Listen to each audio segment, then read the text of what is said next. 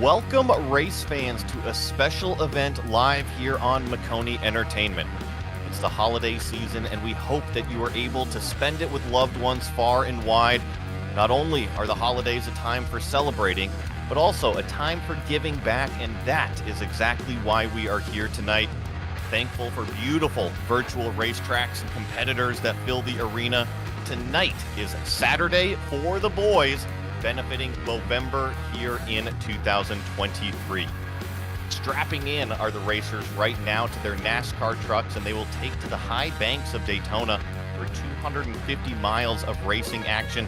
You'll see it all live here on Maconi Entertainment. Hi, I'm Joey Atterbury. Joining me tonight will be Justin Prince in the booth, as well as DJ Lyon working the controls as our producer behind the scenes. We are here tonight for Movember. For those of you who don't know, Movember is to help bring awareness and raise money specifically for male-specific cancers and men's mental health. Movember operates as an accredited worldwide charity since 2003 and has raised nearly $1 billion from over 6.5 million participants. Well, we are going to add to that total tonight. If you too would like to donate, please head over to movember.com/m/Maconi. And we'll also be showing a QR code on the screen throughout tonight's broadcast, just like we are right now. So if you want to donate, just scan that code on the screen. It should take you to exactly where you can make that donation. I know we started this morning with just a tick over $1,000. I believe we're up over $1,500 at this point, so we'll keep everyone updating with the donations throughout the race. We also couldn't do tonight without Maconi Setup Shop. Head on over to www.maconisetupshop.com. They're the home for setups, paint schemes, coaching, broadcasting, event promotion, and more on the iRacing service. They are the official setup shop of eNASCAR and have subscriptions available as low as $8 a month. If you are interested in broadcasting information, also check out Maconi Entertainment on that same exact website. Also want to mention tonight's race sponsor, Team 126 Racing. Well, Justin, it's time to shift into race mode. There are a few key points to tonight's event. Give us the rundown on what we are going to see. Yes, indeed. Thank you very much. Of course, right now we're in the midst of qualifying. The drivers have sole qualifying for 2 laps for the next 10 minutes. Less than 8 minutes to go exactly on the clock, in fact. Now, the top 31 automatically advance to the main event of 36 starters, not including provisionals. In turn, though, the rest of the drivers have to go through an LCQ race, a 20-lap race, where the top 5 advance to the main event tonight. That main event is scheduled to start at approximately 8 p.m. Eastern Time. Now, keep in mind, if one of the drivers with a provisional this evening have to go to the LCQ and don't make that, they will get themselves an opportunity to race in the main. In total, 3 drivers entered tonight's event with that opportunity. The 2022 event winner, Jeff Maconi, the 2021 winner, Dustin Scruggs, and Joey Masevich, who picked up the Drivers' Gauntlet Championship in 2023. Outside of that, it's quite simple. You battle it out in the main event of racing tonight, 36 plus 100 laps. Once we get to feature time, with the trucks here at Daytona, it should be a fun night. It'll be a fantastic night, not just of racing, but of raising money. You have said it. We are here. Daytona International Speedway. 31 degrees throughout this place. A little bit less through the tri-oval, but 2.5 miles in length. Just a couple miles away from where they used to race on the sand right on the coast. So excited to be at one of the most popular NASCAR tracks, one of the most popular road racing tracks, really. Daytona is just a fantastic venue to have this wonderful event here on a Saturday evening. And right now, we actually have some qualifying rolling in on the racetrack right now. So we're going to be hopping over to the live scenes and see exactly who's setting down those times. I see right now provisional pole is the number 87 car. That's Daniel Mosteler sitting out front, Justin. And keep in mind, Daniel is a super speedway veteran. If you keep an eye on the racing on Monday nights in C-Fix competition brought to you by Maconi Setup Shop, It shouldn't be a surprise to see him up at the front because you know which races he's picked up wins in that series this year. SOF, C fixed both times on Monday evenings. He's a super speedway ace. Keep an eye on him throughout tonight. He's actually one of the favorites I would consider for the race. But here's the thing, Joey Masevich, he's also been strong throughout the season in the trucks on that side. Expect him to be strong after all with the driver's gauntlet. He's now top of the board by a few more 100s. And just to keep everybody kind of posted on exactly what you're seeing on the screen, it is solo qualifying. They had that 10 minutes, like Justin was saying, and the top 31 drivers should be going automatically into that main feature 100 lap race. The rest of them are going to battle it out in that 20 lap. We're going to call it an LCQ, a last chance qualifier. See who can get into the main event and ultimately raise some awareness, raise some money for Movember here in 2023. Riding on board with John Tiller in the number 16. He is actually ending his qualifying effort right now. Get the shots of what it would be like if you actually had to make a green flag pit stop here at Daytona. Justin, before we really get into the meat and potatoes of everything that's going on, we can talk a little bit about that. Green flag pit stops, they could come into effect a little bit later in the race. Once everything gets going through the LCQs and whatnot, it'll be interesting to see kind of the spread we're going to see tonight. Especially when it comes to the fuel mileage, because keep in mind the trucks, depending on how aggressive you are trying to lead laps or how much you wait in the pack, can be able between 31 to 34 laps, depending on what we see here tonight. So you really have to strategize and really plan out for that 100 laps total for the feature tonight. Because if you try and push too hard, you might risk yourself having to make an extra pit stop by the end of the race.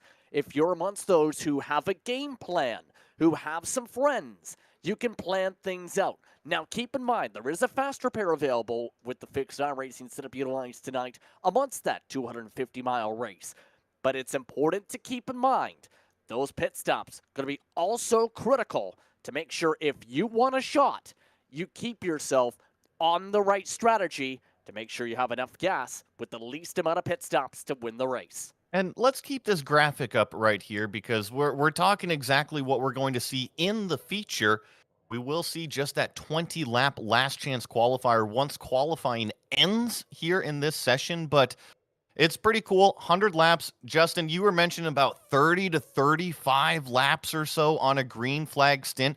So that means if we run green flag, we'd see 2 full pit stop cycles out there. If we see a lot of yellows on the racetrack, that could end up as more, and especially with that fast repair that you see, that one fast repair, you mentioned it, it's kind of like a lifeline, isn't it?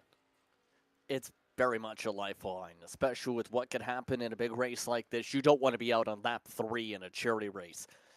So it's important to make sure you even bank on that if you get into early trouble. You want to have that just in case, to say the least. And I think what we're actually going to do right now is we're going to bring in the main mastermind behind this event, the one who helps put it on. Jeff Maconi is joining us here in the broadcast booth. Welcome, Jeff. Thank you. I am currently sitting on the bubble. I think I'm just quick enough to be locked in. We were looking at the wind and everything beforehand, and we realized it's sort of just luck of the draw on what kind of wind you get on your lap. It's fluctuating by 5-6 miles an hour in about 30 seconds. So a mile an hour every 5 seconds, it's changing. You just got to get lucky with it, and I got unlucky. So myself, Brandon Maciejewski, Joey Masevich, and Jacob Reeves all ran qualifying the exact same way. We just went out at 4 different times, and I got out there. But I think I'm good and locked in, and Joey is, I believe, on the pole. Yeah, still up there, so I'm just thankful to be here. I'm excited that I made the race and that I don't have to stress my way through the LCQ. Well, yes, it's great to see you in there, so you don't have to stress out too much. I see you still currently provisionally 27th, so I think you should be plenty fine. Now, we are here to raise awareness, raise money for Movember. I know that we started just over $1,000 here today. We have the QR code that everybody can scan and donate. But Jeff, can you kind of give us an idea of why you do this event? Yeah, I mean it's a cause that hits close to home for me personally for a variety of reasons, but also to a lot of other people here on the iRacing service, and really any, um, I think really any man, or any person knows someone, a man that's affected by a male-specific cancer or something that's often under discussed is men's mental health and suicide. And so, Movember is an incredible cause. I remember growing up, my dad would always grow a mustache each November, and I didn't really understand it at the time, but meant a lot to him and means a lot to me now. And I wish I could grow a mustache. I unfortunately can't, but I do what I can to support. And Well, what's Jeff, really what's really incredible is we're over $1,700 raised so far already, and the race hasn't even kicked off yet, which is really incredible. that's exactly what I was just going to interrupt you to say is that you might not be able to grow a mustache, but we're already at $1,743 raised tonight. That's got to feel pretty gosh dang good, man. It's incredible. I'm still gonna keep pushing and see what we can do for the goal of 2,500. I'd love to raise 3,000. Is my personal goal. If I win this race tonight, I am gonna make a nice large donation to it as well. We'll see if any of the winners, the top 10 are all getting paid out. But what we've seen in the past couple years is people that win during our charity races a lot of the time have actually given that winnings to charity. So I think that number is going to keep going up. Obviously, they don't have to. If they win that money, it's theirs to do with whatever they want to do with. But we see that a lot, that people will donate more. And I hope everyone out there watching will consider donating if you can.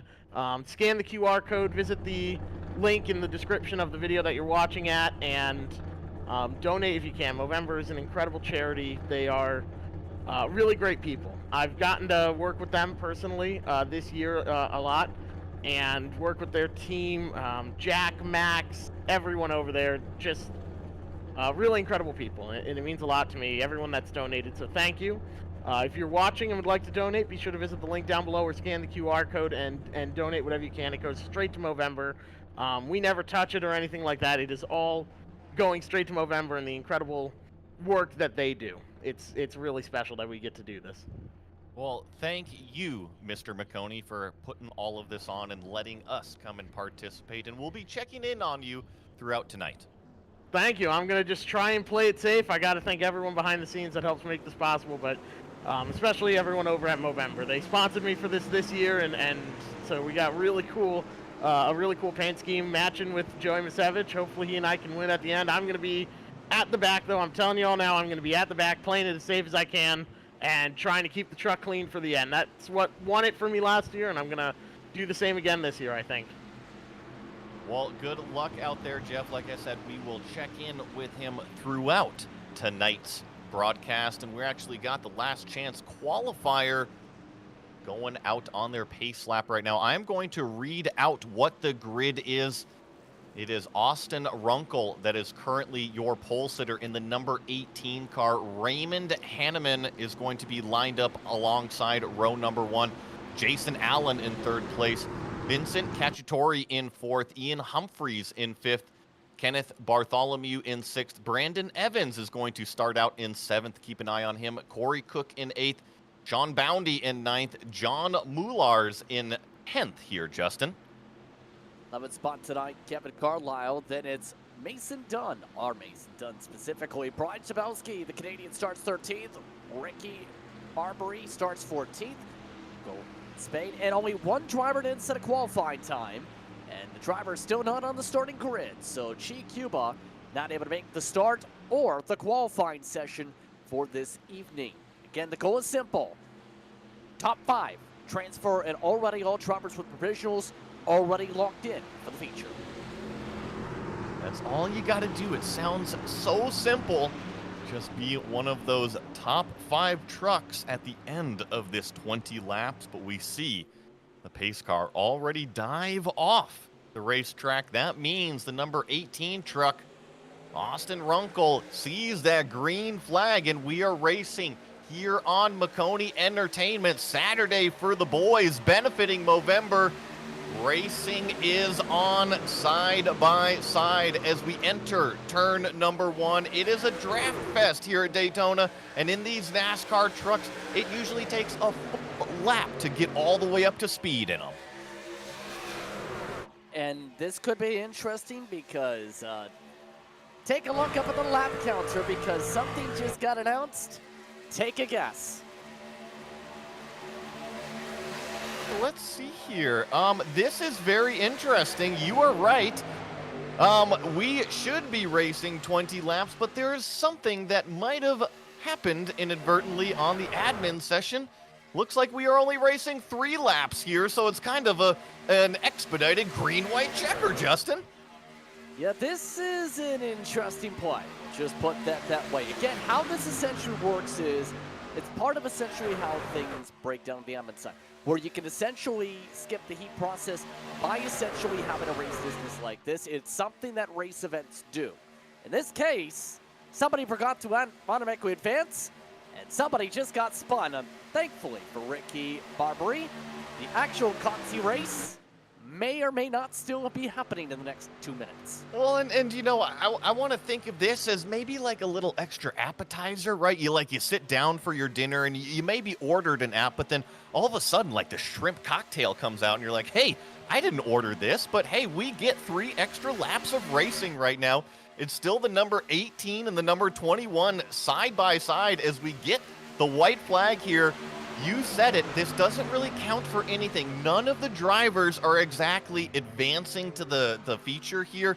Nobody will. We still have to go to that consolation race, but it is all the number 18, Austin Runkle, and now we got problems.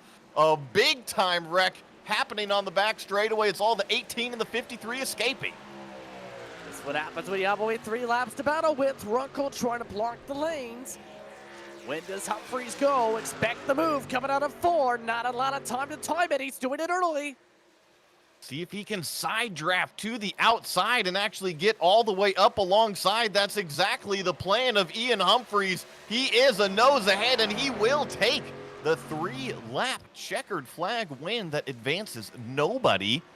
So it'll be really interesting to see exactly how they're going to play this out. But theoretically, right, if this all goes to plan, in my head at least here, Justin, we should essentially just re-rack them, restack them, and do the 20 laps. In very much theory, and that's why they essentially have this heat essentially to get a consolation race instead of having to jump from another server into the LCQ, then regroup, have to make another server, make the feature. So now, let's do this for real, shall we? I think we shall, and just as, you know, my good old cobwebbed brain, it is the same starting order. So let's go ahead and see if we can get this grid on the screen. It's going to be the number 7 car, which is actually the number 53 that you see on your screen. But that's Ian Humphreys. It's going to be lined up as your pole sitter.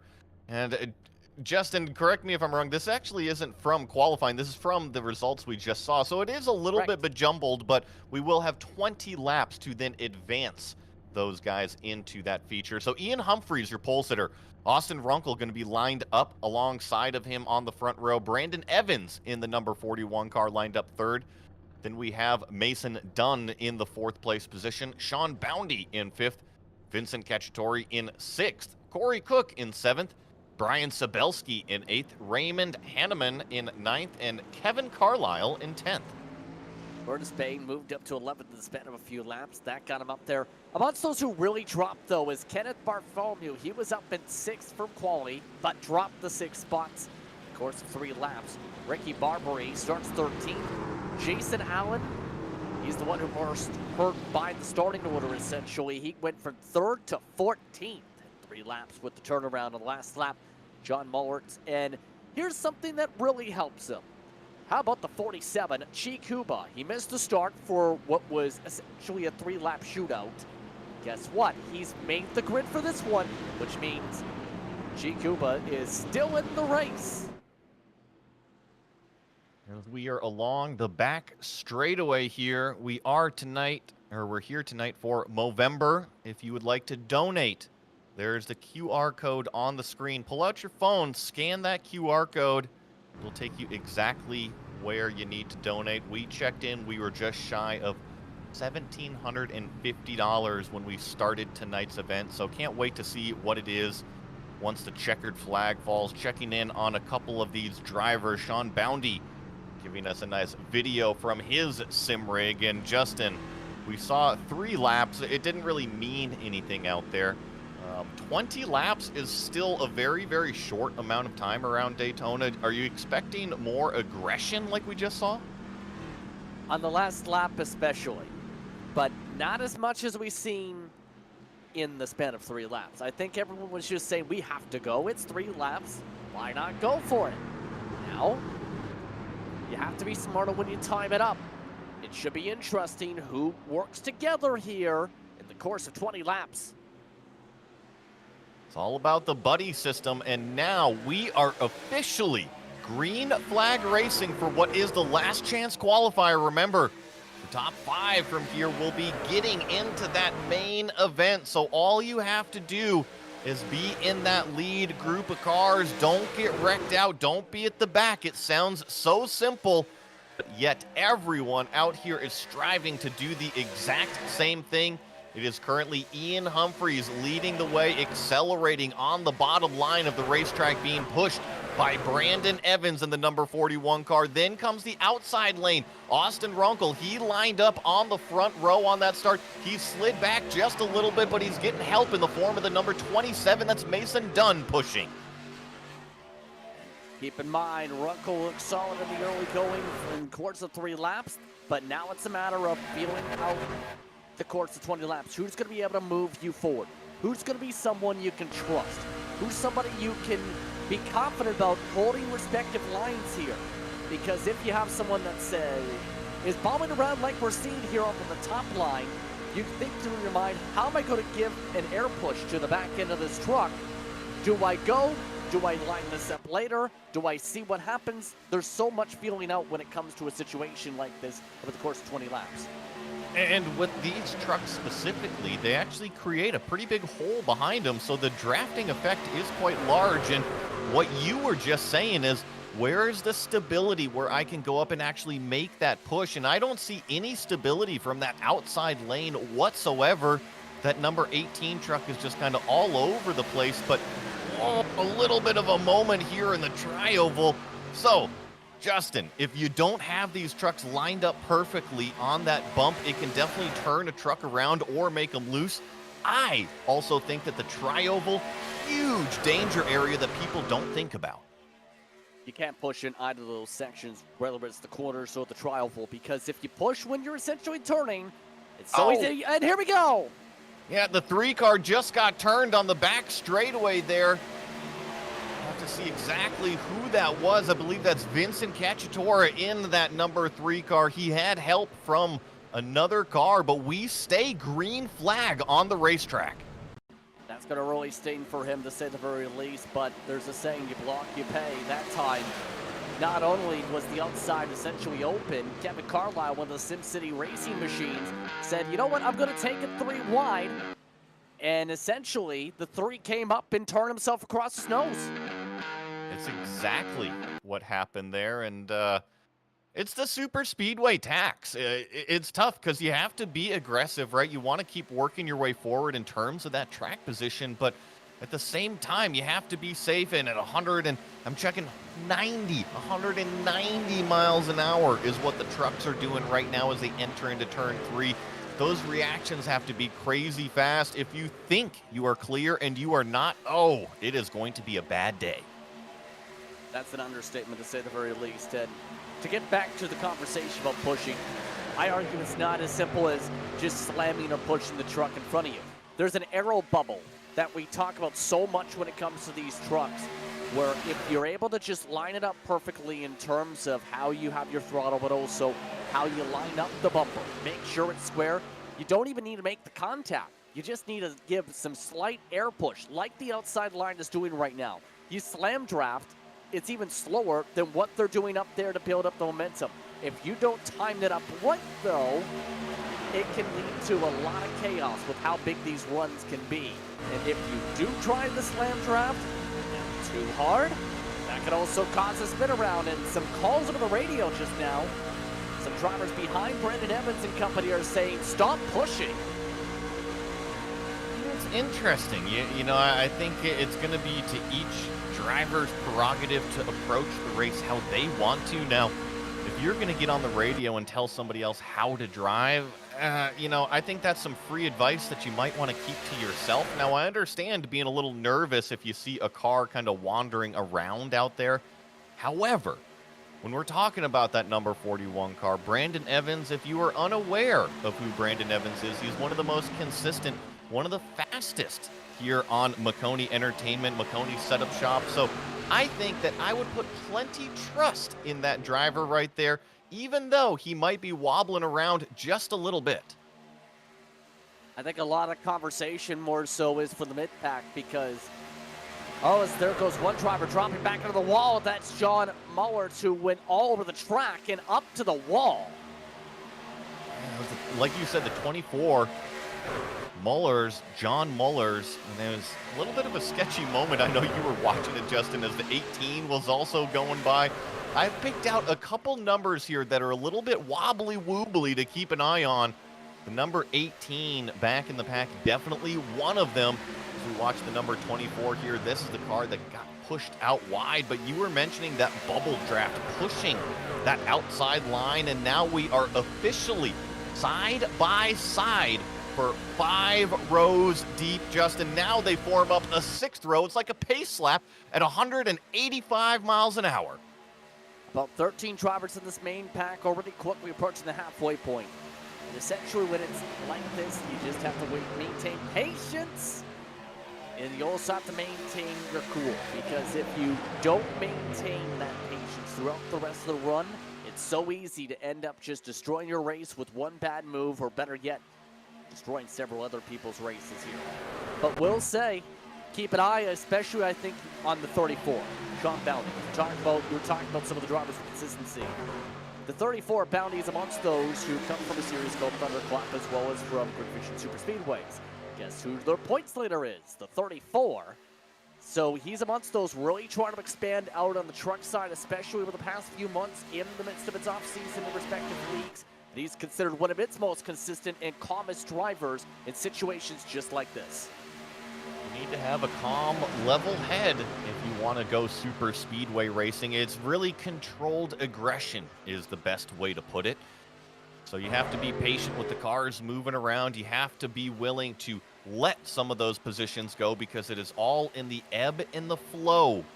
Who's your buddy out there who can provide those nice bump drafts? And Justin, you were talking about the difference in the pushes, the slam draft versus kind of using that bubble of air. It certainly seems like that outside lane, they have a little bit of a better top-end speed, which you get from the momentum around this place, but it also just seems like they can hook up better, and when they do hook up, they can push a little bit more efficiently. And that's the key thing. Keep an eye on the inside line this time, because Evans is amongst those going for a lot of slams. When you slam somebody, it basically picks up your back tires, nearly spins you around. Yes, it can be efficient if you do it right, but it's also rare that you do that right when you essentially jack up the back end of a truck like that. Compare that to the outside where you just wait for the corner exit, give a small tap and push. You see how much more efficient it is when you do it right down the straightaways. And look at that. This is an example right here. They were almost a full truck length behind exiting turn number 2. By the time they entered turn number 3, that outside lane, and oh, we got contact 3 wide here for the lead, and more contact. Brandon Evans almost gets turned around. Now we haven't had a wreck yet. Oh, now the 18 definitely involves multiple trucks. Problems, I see 7 trucks involved. Our first yellow flag of the night. They wrecked for a good half a straightaway there, to say the very least. And it all started, remember the timing we just talked about, timing it up for corner exits? Well, Jason Allen timed it up just a second too early. It's quite simple as that, and that ended up collecting a good half, if not 3/4 of the field. Thankfully, there's a faster pair, because now this really shakes it up at midway. I think one of the trucks involved with that was Boundy, the driver you were mentioning, but this was the earlier incident that we saw in the 3-lap shootout. Really what happened here on this caution, it all started with Brandon Evans just kind of 3 wide over there. I don't think that Brandon Evans made any bad moves per se, but that's just kind of where it all got bejumbled up. And then I thought Brandon Evans wrecked about 3 times like you were saying, but ultimately it was the number 18 that involved with about 5 or 6 cars. I honestly don't consider it the fall of the Evans as the initial trigger there. I consider it more so, again, what we've seen from the 71 of Allen, try to push Cook, try to check up for it, and went down the racetrack all at the same time. A slight bit up was Humphreys we see. And that was enough to essentially trigger what you were talking about with the 3 wide there, because essentially you have the rest of the drivers coming in behind, like Austin Runkel and several others, that have the option of you check up hard or you try and just send it. Case of what we've seen, send it on the outside was where that 3 wide you were talking about really came in. Yeah, no, you picked that apart perfectly. You were right. It definitely started with that bad push up front. Then it involved Evans. Then it involved everybody else. So I think that these top 5 drivers, Corey Koch, Jason Allen, Ian Humphreys, Brandon Evans, Kenneth Bartholomew, they are all breathing a huge sigh of relief because they just saw that super speedway Daytona go up and grab quite a few competitors, and the laps are starting to wind down. We're past halfway in this 20-lap last chance qualifier. So if you were involved in something like that, yes, there is a fast repair to save you, but you got to work your way through the draft pack at that point, and that's never what you want to do on a limited time run. Yeah, especially when you know you need the top 5. So why risk going over aggressive there? Because you'll have time potentially to regroup. Now, the key thing again is make sure you're in the lead pack, but now essentially, as most of the field who was involved in that one takes the fast repair here, I expect to go to what we've seen in the 3-lap shootout, quote unquote. Get crazy, get wild, get very busy here, to say the very least. Expecting this to get ready for the restart here. I see the number 3 truck. Now Vincent involved in an earlier incident as well as that prior race incident. He is getting his lap back right now. So once that number 3 truck comes back around, catches up back with the field, it looks like we'll have 15 trucks all on the racetrack at the same time as we get some good shots from Raymond inside of his sim rig, just kind of relaxing right now, getting ready for that. You know what? I'm going to have to kind of scratch my brain here. What was the NASCAR driver that loved having the cigarette between the yellow flags there, and then he would always flick it out the window? Dick Trickle. That's exactly what Raymond Hanneman is channeling right now, Justin. Oh, and just heard of a disqualification over the radio. Austin Runkel is out of the race. Interesting to see exactly. I think it was because of what happened, maybe. I'm not. I think it has something to do with the incident. We will follow up exactly what happened to that number 18 truck. Justin, like you picked it apart. Now, we are not race control. We don't make these decisions. We just kind of get to sit up here and talk about them. We are not the important ones that are doing the driving or handing down those penalties. But didn't look like there was anything malicious, per se, from the 18 truck. I know that he was a little bit wobbly, kind of within the draft pack. And it looks like I am getting word disqualification for pulling back on the track. So just kind of a little bit of foul play going on with the 18 truck is from what I've been given in terms of the information. It was something after the caution waved is the only thing we can really say on that regard. So it's the first DQ of the race, and it looks like we're looking towards a 6-lap shootout once this race gets underway. Keep in mind, Cook, Allen, Humphreys, Brennan Evans, and interesting enough, Bartholomew are in the transfer spots. That 5th place on back is about to get extremely crazy, especially when you have the drivers like Bounty, when you have drivers such as Allen and a couple others that are looking to get in those spots, and several who do have significant damage here. And real fast, because you have more time in the sim on these oval events than I do. We're about to go green, but these trucks, they take time to get up to speed. How do you not slam draft somebody in these acceleration laps? Well, quite simply, you hope that the person in front of you times up the restart, because if it's done wrong on the top especially, because keep in mind, it goes off the control car when that green flag trigger comes up once they start accelerating in the restart box. You better hope that there is a massive checkup. Now, keep in mind to make sure you don't slam draft off the jump. It's not as easy to slam draft when you have everyone's so close going up to the gears. It's when the back straightaway comes into play when we see that major difference.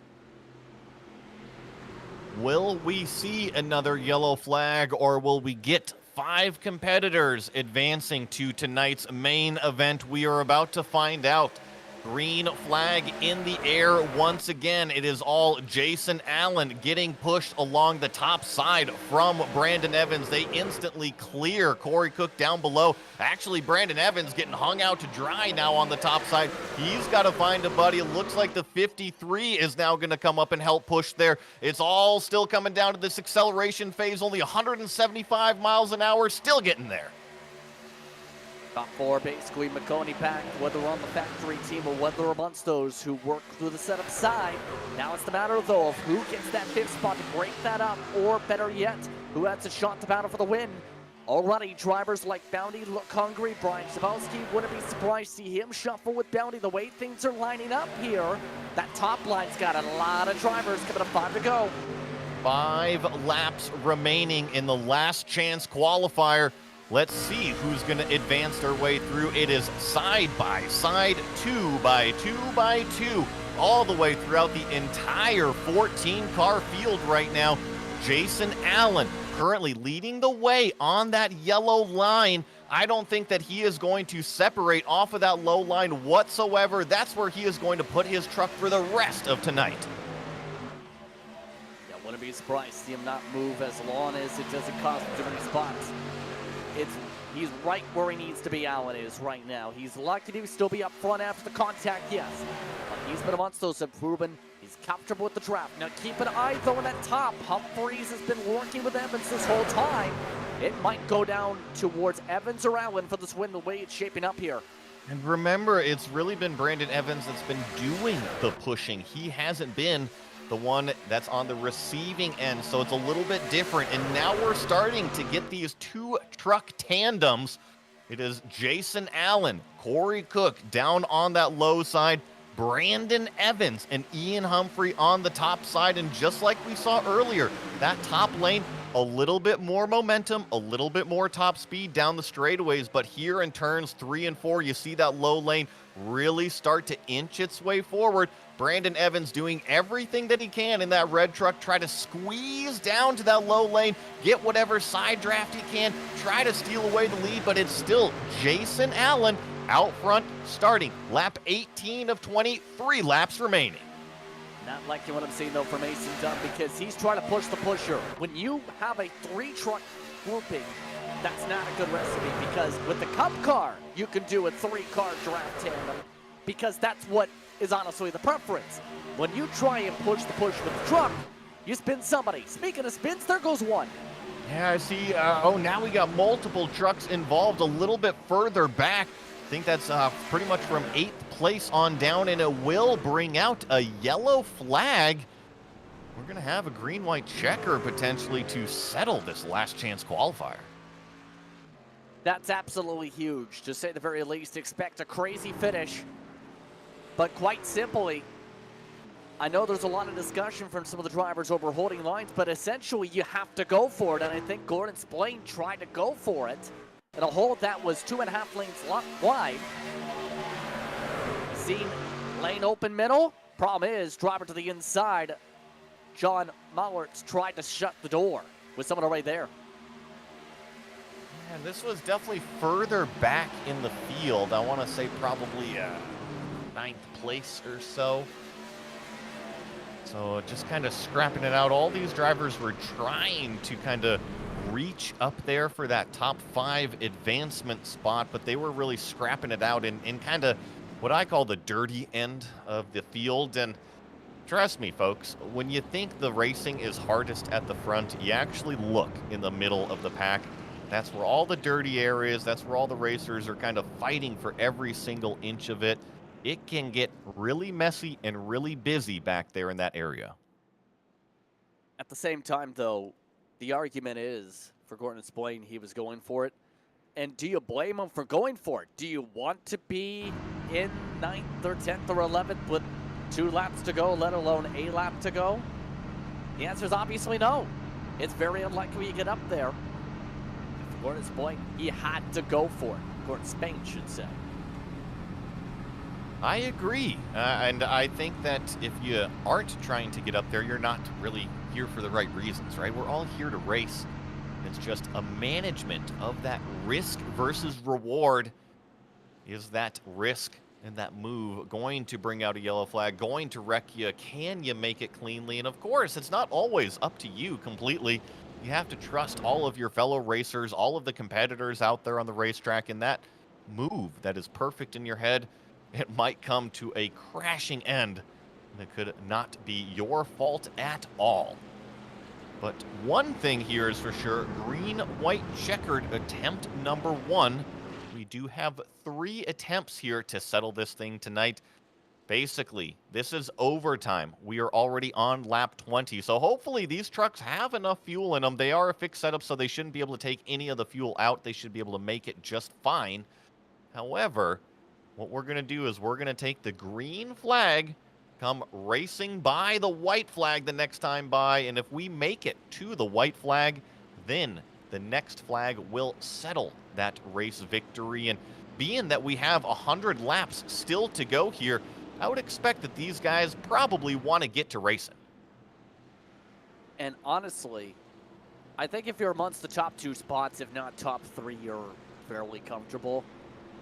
But if you're even in 3rd, especially in 4th or 5th, I think you're absolutely at risk here because there's no way that it stays the same top 5 by the check flag here.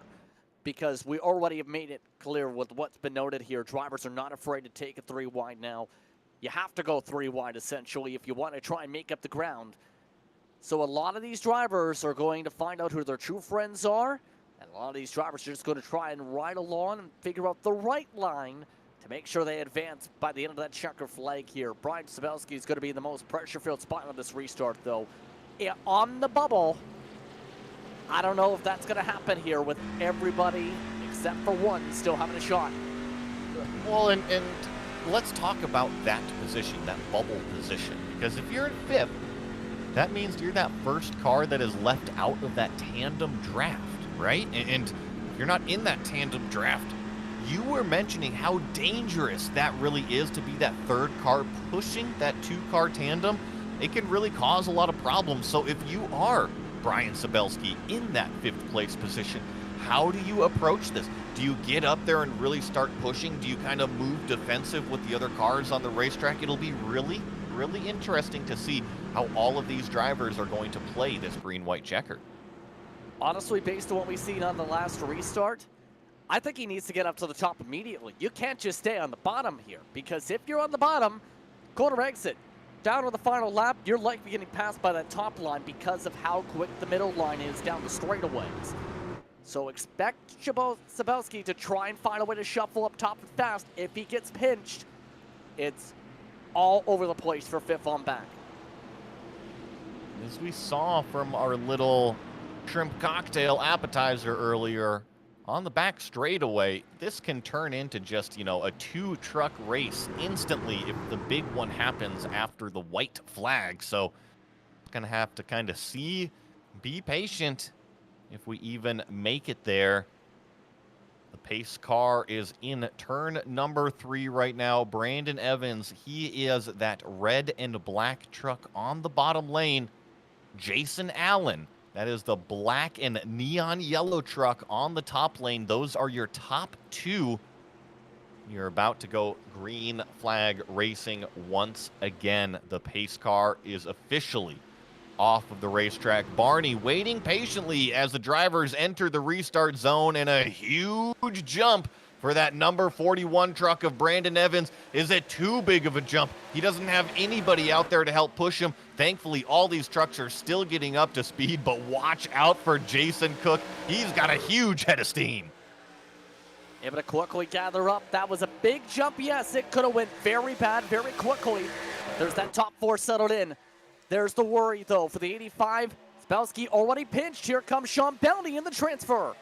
And watch out for that 34, like you were saying. He is just lined up in the draft. And now we see a car move down to the bottom. That was Ian Humphrey. Now, I know it says 53 on the side, but it's the number 7 on timing and scoring. So right now, your transfer spot, the number 34 of Sean Bounty right now. He is in that outside lane, but in the mirror right now, the rest of the pack, 3 wide and closing. We will get the white flag. The next flag settles it. No one can get gathered up in time, it looks like right now. No one's working together to try and get alongside for 5th. It's Humphreys and Bounty in those bubble positions right now. Doesn't look like anybody's been able to get the momentum lined up. Sabelski might see a move, though. He's already clear to be able to go to the middle if he wants. Your 6th place car, Sabelski, on the bottom lane. He actually threw a big block, and now it's going to actually be Mason Dunn, the white 27 truck on the top lane. Can he go and steal it away from Ian Humphreys? It is all Jason Allen out front. Corey Cook giving chase. Brandon Evans on the bottom lane, but who is in that 5th place position? Who is going to transfer in? It's going to be 3 wide at the line. Jason Allen wins it, and I'm seeing, is it Ian Humphreys in the 54? Is that who went by? Yes, it is. It looks like he's the final starter tonight.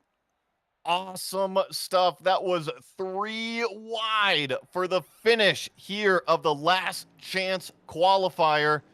Holy smokes, folks. We're going to get your results right here on the screen. Ultimately, it was Jason Allen who won the last chance qualifier. Top 5 that are going to advance are Corey Cook, Brandon Evans, Sean Bounty, and Ian Humphreys. That is in that 5th place transfer spot. Look at how close it was. 4th, 5th, 6th, 7th. Mason Dunn just barely losing out. The rest of the field, Brian Sabelski, Raymond Hanneman, Kevin Carlisle, and the rest of the names here on the screen, unfortunately, will have to pack it up. Join in watching the broadcast here and helping donate money for this amazing Movember cause. What we are going to do, take an incredibly quick commercial break and be right back with your starting grid for the 100-lap main event. When you want to be the best, you can't settle for the rest. For anything on iRacing, there's just one name you need: Maconi. With the launch of Maconi Entertainment and Maconi Competizone alongside Maconi Setup Shop, we now provide the best of the best in setups, paint schemes, coaching, broadcasting, and event organization. With cars across all 4 license classes, we have what you need to hit the track with confidence. Grab a subscription and save money while going fast at MaconiSetupShop.com/subscriptions. And remember, at Maconi Setup Shop, there are setups, but your victories.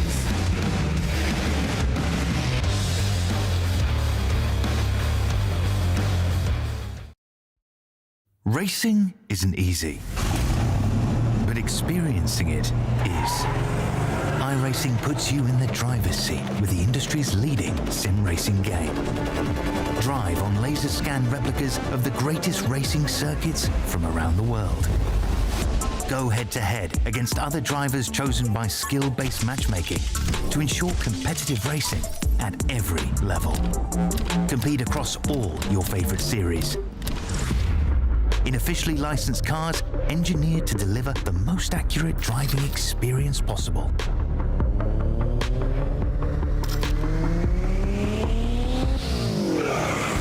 Join a race or host your own with players from across the globe. Race against the computer or in a league with friends. Feel the thrill behind the wheel. Visit iRacing.com.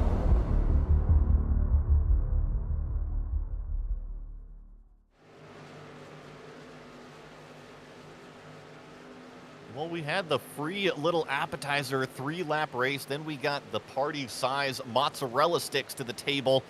And ultimately, we advanced 5 drivers to the 100-lap feature that we are going to be racing here tonight on Maconi Entertainment. And we are here for a very great cause, Movember. Want to bring everybody some awareness if you are unaware. Movember specifically for male cancers and men's mental health. They operate an accredited worldwide charity since 2003. Raised nearly $1 billion so far. And if you too would like to donate, you see the QR code on the screen right here. Well, scan that QR code. You too can make a donation. I know we checked in on it. $1,000 is kind of where we started at earlier today. We're up nearly at $1,750 when we started tonight's broadcast. We're still claiming or trying to hit that mark right now of $1,750. So if you are out there watching, listening, even participating, we got a warm-up session, we got a long grid session, scan that QR code, go and donate. This is a fantastic reason why we are here racing tonight on Maconi Entertainment. And speaking of Jeff Maconi and Maconi Setup Shop, visit that website, www.maconisetupshop.com. If you're trying to up your game on the iRacing service, well, they can help you out. Not only with looking cool, with paint schemes, they can also provide coaching, setups, broadcasting if you want to have your event right here on the screen itself. They are also the official setup shop of eNASCAR.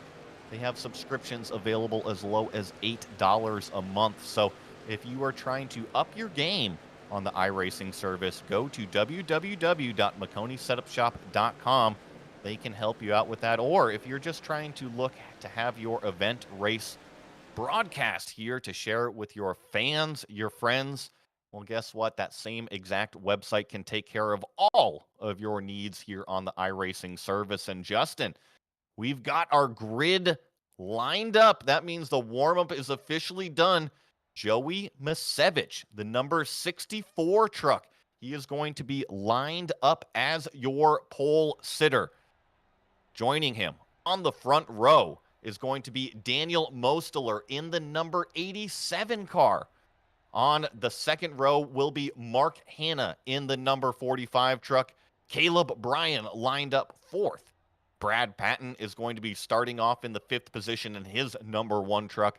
Greg Maconi lined up in 6th in his number 12. John Tiller will be starting in 7th. Mike Burnett in 8th. Jason Metcalf in 9th. And Brandon Maciejewski rounds out your top 10. Last spot this evening goes to Brady Powers. He's at a 52-1 in qualifying. He'll start alongside Christopher Blanchard. Next up behind, it's Matty Clark alongside Jessica Ken. Then Jeffrey Eddy starts in 15th alongside Roger Diebold. It's Gabe Rogers who starts 17th alongside Carson Lucas. Carson Lucas, one of the few with an M-Sim spotter tonight. Start alongside Trevor Trigo. Then it's Dale Mickelson and a month's your top 20. 21st will be John Whitendorf in the number 43 truck. Then comes James Durr, the number 22. Jake Reeves, fellow commentator in the number 57, will be rolling off in 23rd. Brian Tiffany next to him in 24th. Brendan Speeder in 25th. Tobias Matheson in his 74 truck lined up in the 26th spot. Then comes Jeff Maconi in 27th, along with Bryce Meddings in 28th. Hugh Linkhauser lined up 29th. Mackenzie Corrins in 30th. The last car to make it in based off of the qualifying time was Carson Batel. Then the rest of these cars, these 5 competitors, we just watched them race. That is going to be the number 71 of Jason Allen, Corey Cook, Brandon Evans, Sean Boundy, and Ian Humphreys that are going to be advancing in to this main 100 lap feature. And speaking of that race analysis here, Justin, I know that we've gone through a couple different formats already here tonight, but let's remind everybody of what we are about to watch. Yes, indeed. 100 laps, 250 miles the distance tonight. Pit road speed limit 55 miles an hour. We're expecting drivers to come down at least 2 times tonight. Depending on how much you push, you might have to go for 3. You better save the gas. Green, white, checker attempts available. There are 3 for this race. One faster pair available we've seen utilized in the LCQ. Same case for the feature. And remember, we're using a fixed iRacing setup, so all the drivers have the same setup throughout this field tonight. Speaking of the setup and the weather, it is a beautiful night here at Daytona. Crisp, 70 degrees. Track temperature, 69 degrees in the air. So that means these trucks, they're going to be rolling off with a lot of speed, 8 miles an hour to the east. So should be relatively calm, cool, and collected here on a wonderful Daytona evening. And before we get going here, I know that we have a little bit of a grid timer. I once again want to bring in Jeff Maconi into the broadcast booth. I'm trying to disrupt his flow as much as I can pre-race here. But Jeff, we're about to kick off the green flag. I wanted to give you another opportunity here. This is an amazing, we've already seen almost 30 laps of action. What do you think we're going to see here tonight? I think we're going to see some great racing. I think we're going to see a deserving driver take home the win. It's hard to back your way into one of these wins, and as someone that's run this race twice now over the past 2 years, I can tell you it's very, very difficult to come out in front. Both times I finished second. I finished first last year, and so I'm hoping I can do the same again this year. But I'm hoping we see a really good race. I'm just gonna chill at the back and see what I can do and try and bring home this Movember, Maconi Setup Shop, Maconi Entertainment, the Sim Racer movie, WSMN Broadcasting, Abruzzi Racewear, Round the Snack Guy, Chevrolet Silverado, home with a win. But to do that, I got to make it to the end first. Well, now that we've got the official interview jargon out of the way, let's talk a little bit more about like the technical side here. You mentioned you were going to hang out at the back. Is that going to be your strategy? And if so, are you worried about it going green flag at all? I think we'll probably have a long green flag run, but I've got enough friends out here, I think, that we'll have a good little strategy work together. I'm probably going to stay out as long as I can on the first stop, and then we have to pit at least twice, probably 3 times, if it goes green. I think we're going to have a couple of cautions sprinkled in, and both times that we've run this race, we've had green-white checkers towards the end. So I'm just going to save my fast repair where we all got one. I'm just going to save mine for the end, and even if that means I got to repair damage, a couple minutes worth of damage, I would rather do that and save that fast repair for the end. Well, I'll go ahead and let you go. I know you're rolling off onto the racetrack right now. So good luck, Jeff, and we'll be checking in on you throughout tonight. Thank you. I appreciate it, and thank you to everyone that's donated. We've raised over $1,700 for Movember. It's absolutely incredible. It is incredible, certainly, what Maconi Entertainment, Maconi Setup Shop, everything that Jeff Maconi is doing out here in both the real world and the virtual world. Well, Justin, the cars, the trucks, I should say, they're on the back straightaway. Final thoughts before we get to the feature. Well, the final thoughts, once again, it's a long race, first of all, so you have to be able to plan things out throughout the night. It's not as simple as you win the race on lap 2. You better be patient on your strategy. You better be committed to the strategy. You can't just change in the middle of it, and be prepared for anything, because with how many drivers are here, some of them potentially having to feel each other out here, expect some early drama as drivers settle in throughout the race tonight. We're going to be talking plenty of technical stuff with Justin, especially as we see the draft packs evolve, the tandem drafting, the pushing, the green flag windows, how they're going to approach the pit stops. We're going to see it all live here on Maconi Entertainment, but we have the pace car of the racetrack. The field is in the hands of the 64 truck. Joey Masevich stands on the loud pedal. We are racing Saturday for the boys, benefiting Movember here on Maconi Entertainment, and it is your typical Daytona side-by-side start. Joey Masevich, Daniel Mosteler lead the 2x2 pack. I'm seeing all the way back to about the 14th place position. They are lined up in the pit lane format. They haven't moved. Oh, a little bit of contact there for the 3rd place. A little bit of a nerve-wracking moment with the push there for Mark Hanna. Already that top line proving to be the better line. No surprise when it comes to Daniel Mosteller to be able to hold on to the bottom side. He's been throughout this season the Pied Piper on some of these super speedways. He's also had to dodge a lot of trouble, so expect him to be a front runner much of the night. He gets ready to close out the first lap already. Already saw Greg Maconi, I believe it was, jump out to the top lane coming out of turn number 4. So he wants to be on the top side of the racetrack. We complete the first lap under green here at Daytona.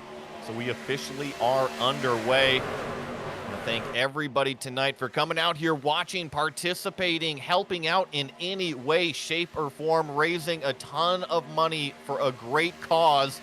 That's why we are all here. And also to claim this checkered flag, it is Greg Maconi with a great push to get him all the way up front, and he chops his way down to that bottom lane. He's got plenty of friends to work with tonight. We talked about the race league he competes in. He's got Sean Bounty now to work with. He's got Roger Diebold, who's one of his sim racing teammates to work with tonight. He's also in the grouping with Mark Hanna to talk about throughout the night. So I also expect Maconi to try and at least dictate some of the tempo and the lead pack throughout the night. The way we've seen him race on these super speedways, especially with the course past year. Relatively calm so far. I'm knocking on the wood desk over here as we have one car down below the double yellow lane a little bit further back, but it is all pushing up front as we're working lap number 3 here at Daytona. You can kind of catch a little bit of a breath right now because, Justin, it seems exciting. It is exciting. It's extremely tense for the drivers right now, but this is how it's going to be the rest of the race. There's no letting up from here. And a lot of this, keep in mind, comes down to, do you want to be at the front? Do you want to be at the back? Well, here's the thing about being at the back. Already 32nd on back has lost the draft just about. 1 second back is Jason Allen on back. If you are too far behind and somebody has some problems keeping up with the draft and maintaining said draft, you have to say to yourself, okay, do I stay back here and risk losing the draft fully, or do I try and move up? We're seeing a lot of conflicting decision-making here. Jeffrey Maconi, mind you, is choosing the third option. Stay at the back of the lead pack. Don't lose the lead pack. And while things are calm, okay, let's talk about that strategy a little bit, or the differing strategies. Now, one of the dangers, like you were just mentioning, if you're at the back of the pack here and you lose that draft, you are in big-time danger, pretty much quicksand at that point. Justin, the other big one, we kind of briefly mentioned it, those green flag pit stops. Well, if you are in a pack of only a few people and you mess up that pit stop, when you come back out on the racetrack, you find yourself with absolutely no friends whatsoever, and then it's just sinking in space. And honestly, that's my concern, even if you have the drivers say, you know what, I'm going to back out, I'm going under the yellow line, going to the back. A lot of the times this year with the draft model, since its most recent updates, and especially in the past year, 9 times out of 10, I've seen the driver drops to the back and lose the draft because you're essentially losing all that momentum. So you almost have to pick the right timing for just about every decision you make, because if you don't pick the timing out right, you're likely amongst those not in contention for the race win tonight. And that obviously doesn't include the fact that the pit stop windows to factor in. Back in front. I will say, so far, lots of shuffling. It looks like Mike Burnett in the back row. Bandits trying to get something to go. Joy Savage is getting some help with the teammate Branchy Matchewski. We mentioned all kind of the possible bad outcomes of hanging out at the back, right? You could lose the draft. You could have a bad green flag pit stop. Well, there's also huge benefits to hanging out at the back. If you are in Jeff Maconi's point of view right now, and a wreck happens up there in 4th or 5th place position, well, guess what? He can see out the windshield far enough ahead. He can get on the brakes. He has time to avoid that accident, hopefully, fingers crossed. So, while we mentioned all the negatives, all of the what-ifs that could happen in the bad sense when you're hanging out at the back, there is also that positive, that light at the end of the tunnel, that you are actually back there in a non-stressful environment, and when that big wreck happens, you can actually take a breath, have a little bit of time to react, and avoid that big accident. You're in trouble with Greg Maconi there. We've seen able to hold on to it. Danny Mastel got a little bit close. But it is a good point where if you're further on back, there's a good chance to avoid trouble up front, so long as everybody behind you also sees the wreck and checks up. Several different times, some people floor it and cause a wreck at the back because you also have people at the back say, real estate, let's go full throttle, it's Days of Thunder, my moment, and then they hit the person right in front of them. So it's up to you if you want to be in front of the wreck or behind the wreck. I believe the slang internet meme term for what you were talking about, Justin, is ARCA brakes. I'm sure if you search ARCA brakes, there's plenty of examples of exactly what Justin was talking about, going in with the hair on fire into a wreck as we check out the number 35 truck. This is Brian Tiffany back here in the number 35. Unfortunately, this number 35 car has done what we didn't want to see. He's lost the draft, and he doesn't have any friends to carry him along. And you look at the speed. I actually want to bring up the RPMs, the speed right now, because this number 35 car, 170 miles an hour, 172 miles an hour by himself. I'm looking at our leader, 188 miles an hour. So if you don't have any friends to play with in the draft, we are seeing 15 mile an hour difference between the trucks. Keep in mind, in the case of Tiffany, he got shuffled up by 11 other trucks. Put him back in that spot. And quite simple, you don't want to be at the very tail end of the draft because all it takes is one bad checkup. You could potentially lose it. One bad timing on the throttle. If you try and check up, it might just cost you. And that's what's been the case now for Tiffany. Everybody else has essentially held on to the draft, even those who really lost the draft. How things have played out so far. I want to highlight a couple of trucks so far as we're still just kind of working our way through lap number 10 right now. The first truck I want to highlight is our leader, the number 9 car, Christopher Blanchard, right? Started all the way back in the 12th place position. Remember, folks, we have not had a yellow flag here in the main feature. So Christopher in that number 9 has moved up 10 positions, all due to green flag racing. So clearly a driver that is understanding the draft pack right now, using it to their advantage and working their way forward. Another big mover that I'm seeing, the number 333, the triple three, that's Dale Mickelson. He is in the 5th place position. Well, Justin, not only has he moved up, but he's moved up 15 spots so far. One of your biggest movers. In fact, he's your second biggest mover outside of Corey Cook. Sean Downey technically 3rd. But for Mickelson, started mid-pack, and there we go, and he's in the wall. Yep, unfortunately, Mickelson just got... Oh, and now we got a bigger wreck. That involves Greg Maconi as well as the 22. More cars going head into the wall. I believe that's the number 88 that I'm seeing. A big, big wreck here on lap number 11 of the Saturday for the Boys Movember event on Maconi Entertainment. Justin, you caught the beginning of that. We were riding on board with the car that got hip checked into the wall, but it wasn't that incident that brought out the yellow flag. It was the secondary contact. And in two different ways, you could say that's on the triple three because one, even if you say, oh, there was air in between or anything like that, Mickelson did choose to pinch. There's a look at Evans as he went to the apron to avoid all the chaos up above the banking. But once again, to mention when it comes to Mickelson's case, he tried to pinch from the middle line. It's lap 11. You don't need to be an aggressive side draft. But the second part is you get stuck against the wall in this race or at this track. Sometimes you have people try and jerk the wheel to the left. Here's the contact. He jerks the wheel to the left. Thing is, he jerks it right to the middle line and causes an even bigger wreck than what could have been. Absolutely. Great play-by-play there. And then you see just kind of the chaos that was involved in it. And I do want to, maybe give a little bit of a break to the 333. Now, I do agree.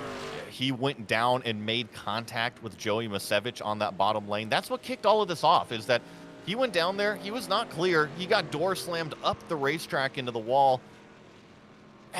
The second part is what I'm going to give him a little bit of a break for, Justin. I know he came back down into the racetrack, which is a giant no-no. You never want to do that. You never want to see that ever.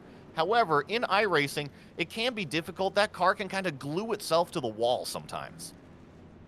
Yes, it absolutely can, because it's almost like a giant magnet, especially with the forces and how much contact you bring up. But you normally don't see someone jerk it off towards it being a lane nearly off the racing wall. That was almost the case there. But keep in mind, an EOL penalty has been given to the 333 from that. I love the creativity that goes on here in the sim racing world. This is an awesome scheme. This is the number 19 truck, Jessica Can. Now, here in iRacing, as long as you've got the ability to manipulate photos, whether that be Photoshop or even the iRacing editor, you can create some really, really cool schemes. This is pretty much a rat rod theme. What is the car's character? His good old best buddy, Toe Mater, I believe this is kind of what it looks like. Yeah, it is Mater. And again, it's a truck, so I can see the decision. I like the basicness from you, Justin. I mean, it makes sense. It does. It does. It makes 100% sense. And one of the reasons why we're showing this truck right now, well, Jessica Can, despite the awesome paint scheme on the truck, actually our current leader. So it did not come down, did not fill up the tank, did not get new tires on that rusted out Chevrolet Silverado. We're actually seeing a few more drivers come down pit road right now. Now, this is interesting, Justin. This has got to be just a pure strategy call for maybe fuel remaining and calculating that distance, I would say. Yes, absolutely yes, because I think it's a two-stopper regardless, but this caution timing makes it much easier, to say the very least, to go on the two-stop. You don't really have to save now. You can basically go push, push, push from this mark as long as you get 33.66, the breakdown from there. It was a little bit more fuel saving prior to the mark. By the way, 333's out of the race, not following race control protocol and rules. The other thing that coming down and filling up the tank does is it just gives you more options in terms of strategy. It doesn't necessarily put you off strategy. However, let's say another yellow flag comes out and everybody comes back down pit lane, including yourself. Well, guess what? You have a little bit less fuel on board. That means a little bit shorter pit stop time because it doesn't take as long to put that amount of gas in the tank. And you kind of make some of that back, but I think the big one would come is that if it really starts to run itself in a green flag, it kind of opens up the doors later in that run, doesn't it? And I honestly, especially in a race like this, prefer the doors open because we've seen more times than not the race come with fuel mileage. And at this point, why not keep the flexibility there where you can go as long as you can? If you get a caution during a pit cycle, guess what? Yes, you can fall back a little bit with the pit stop timings, but it puts you in a better spot, let's say, than being pinned a lap down and because you didn't have the gas. We are about to see if some of these early strategy calls are going to play off for some of the competitors, or if Jessica Can is going to make them all look silly and say, why did you guys come down pit road? There's plenty of yellow flags that are still to come out here on the racetrack, but into the restart zone we go. Standing on the gas, a tremendous launch from that number 19 truck. We are racing again at Daytona International Speedway. Oh, we almost went 3 wide. Jessica went down and finally blocked that run from the number 9 of Christopher Blanchard. And now it is lined up 2 by 2 for the front 6 cars. The rest still giving chase, but Chris Blanchard pushing hard on the rust bucket out front. A good push to start things off on this run. Keep in mind, Can being offset on this fuel strategy, that could have hurt her in the long run, but in the short run at least, get a feel of what it's like out front, get the track position, see how things play out, especially with the caution roulette that can come into play if we get another yellow, depending on the timing of this run. For the most part, though, throughout many of these restarts, throughout this event so far, there's been a hard time getting the lines gathered up, I've noticed. Yeah, I noticed that too. It really takes until the end of the lap 1 on the restart before we kind of have everything settled back down. But what I'm reading from this restart here is that number 9 truck, that blue and orange truck on the bottom in second place, well, he's being extremely aggressive with the pushes that he is giving to our lead truck. Now, you can think of this two ways. He's trying to push that lead truck out to the front, or he is just simply trying to pressurize that lead truck into a mistake, try to pressure Jessica up into that top lane where he can finally go down and take away that lead. But either way, this is definitely a change of pace at the front. Things aren't so calm and collected right now. I expect it to calm down a little bit once everyone gets the feel back to what's going to happen here on this restart. We're already seeing that with the standard 2x2. There is one driver who is not wanting to work with anybody.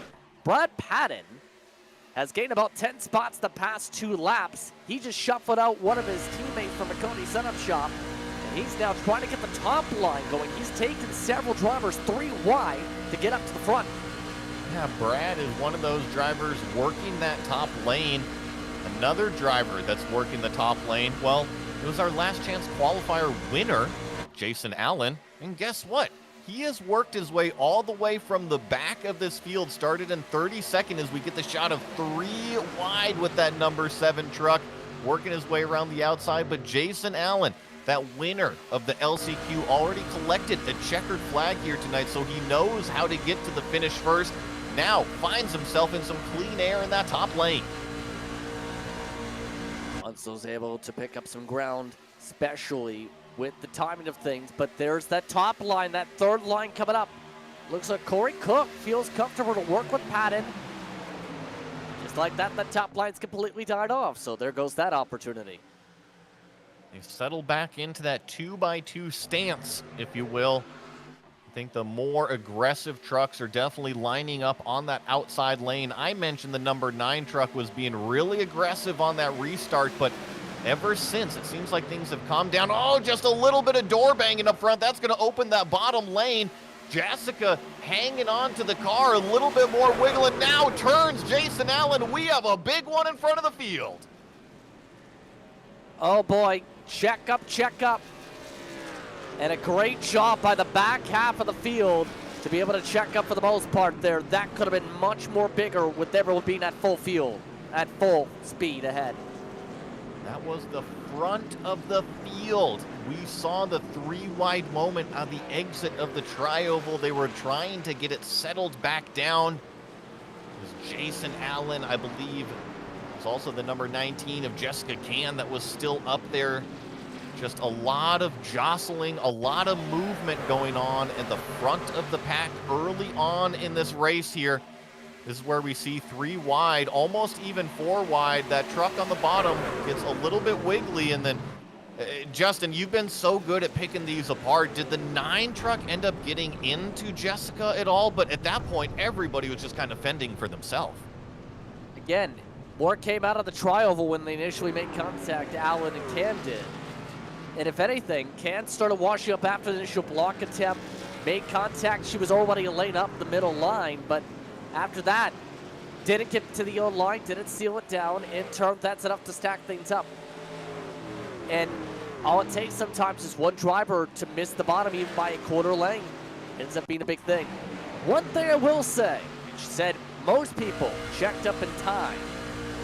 Or a few in the big pack that really need to check up more. There's the quick turnaround.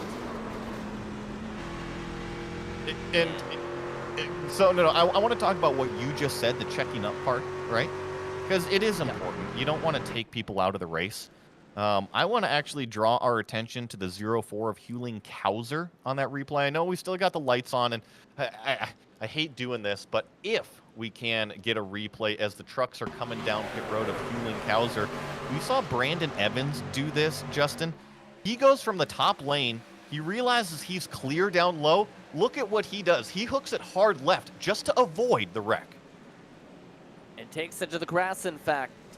Here's the thing, this big jump here might actually damage part of the truck, might have got it away with the most part. That's the good way to, and one of the proper ways to do it.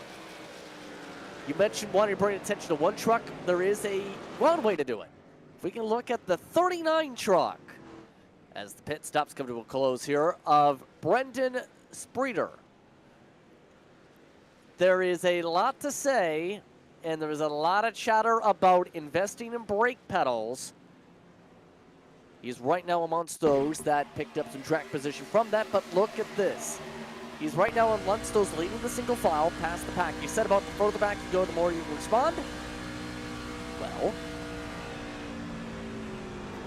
oh boy. lift somewhere. He did make contact with 2 or 3 trucks there. Yeah, we didn't see that part, is that when he did hit those 2 or 3 trucks, he caused damage. He caused one of them to spin as well. So a little bit like a bowling ball. And I don't want to harp on it very much here because we're here for a positive time. We're here for a great cause, you know.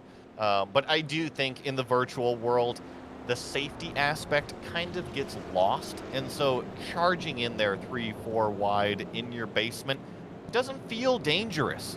But there's a reason why you don't see it happen in real life, because it is very dangerous. And, you know, it's just something that you don't often see. And you try to teach here in iRacing. It doesn't always get through to everybody. But once you do realize that you can make everybody have a happy, great time, I think everybody likes to race with you that little bit more. So we are here, I mentioned it, for a great reason, Movember. If you would like to donate, pull out your phone right now. Scan the QR code that you see on the screen.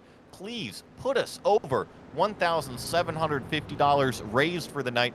We started the broadcast right about here, so I want to see us get over $1,750 by the time we at least hit our next yellow flag.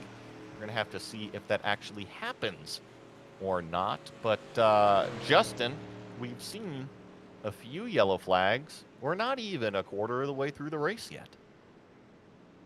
It's kind of expecting this with, well, it's Daytona. Yep. But still, you have to think about the things that are on mind strategy-wise. You still have most of the field on the same strategy outside of Jason Metcalf in this case now. You still have a strategy roulette, essentially for track position. If you time it up well, you can take advantage if you get on the strategy roulette. Jessica can, despite being a part of the caution, is in 8th position for this upcoming restart. So as long as you don't, well, get shuffled out or wreck yourself, you can make up a lot of ground if you get lucky on the strategy call when everybody else elects to come in for gas. Now, that being said, it still gets very intriguing now if we get to green from here, because the second pit stop window now, because of the timing of laps to go, may be in a spot. You see a lot of conversations about when to time up the final pit stop. You were mentioning Jessica. She was involved in that wreck, and I was looking at her truck. Looks like they took that fast repair. Now, when we mentioned that race analysis when we talked about it earlier, all of these drivers, they have one fast repair available to them. Think of it as that lifeline we mentioned. You can use it early on, but you definitely want to try to save it for that last moment that you can. But when you get involved in those big giant wrecks, sometimes you need to use that fast repair. Keep your track position, keep your competitiveness out on the racetrack, because ultimately we are going green flag racing one more time here. Jason Metcalf on that bottom lane. We have been talking about how these restarts, it takes a full lap to really get organized through here, and I'm kind of seeing a little bit more organization this time around. Much better timing from both lines, I think, on that restart. That's the type of restart you expect to see throughout many of these races. Interesting enough, the 42, Mackenzie Cornice does not want to be up there despite getting all that track position. Outside of that, everybody else, happy where they are. Couple familiar names that we've seen work their way up front. Hewling Kauser, who I just mentioned, had an amazing job avoiding that last wreck. He's the one in the second place. Also, that blue and orange truck hanging out in kind of that fourth, fifth position. That's Christopher Blanchard. Remember, he was the one being very, very aggressive early on in this race, led some laps, was definitely helping push. So keep an eye on a few of these trucks. And we also have Jessica Can in that number 19, not phased at all from that big giant wreck. Oh, and now got more problems with the 19. That turns to 0-4. The 16 has turned around on the bottom lane. Everybody is going to have to scatter to avoid this one. Another caution, but again, at that point, it's like you have to be aware of the lines. In that case, that's 100% on Jessica, because she, if any, even if you say, oh, someone came up, which there was a bit of a come up on the checkup, Jessica Can was angled down the whole straightaway. And that in turn is enough. Once you have the checkup that jacks up the 0-4, that causes absolute calamity again. I'm going to agree with you. I think it was both cars coming up. It was Hewling Kauser coming up off of the yellow line. Jessica Can coming downwards on the racetrack. A little bit of ghost contact, a little bit of net code as well, but I agree with you. I think when you're involved in one wreck and you come back out on the green flag, you should at least take a little bit of a breath. Don't jump into the deep end immediately and cause another one. I don't think that they meant to cause another yellow, but sometimes you just have to leave that extra foot or so when you don't want to. Especially with potential ghost contact and whatnot. There's so much yet to factor in. But interesting enough, this puts Roger Diebold in the lead for the first time. One of the Real World NASCAR pit crew members is in control of the field for the first time.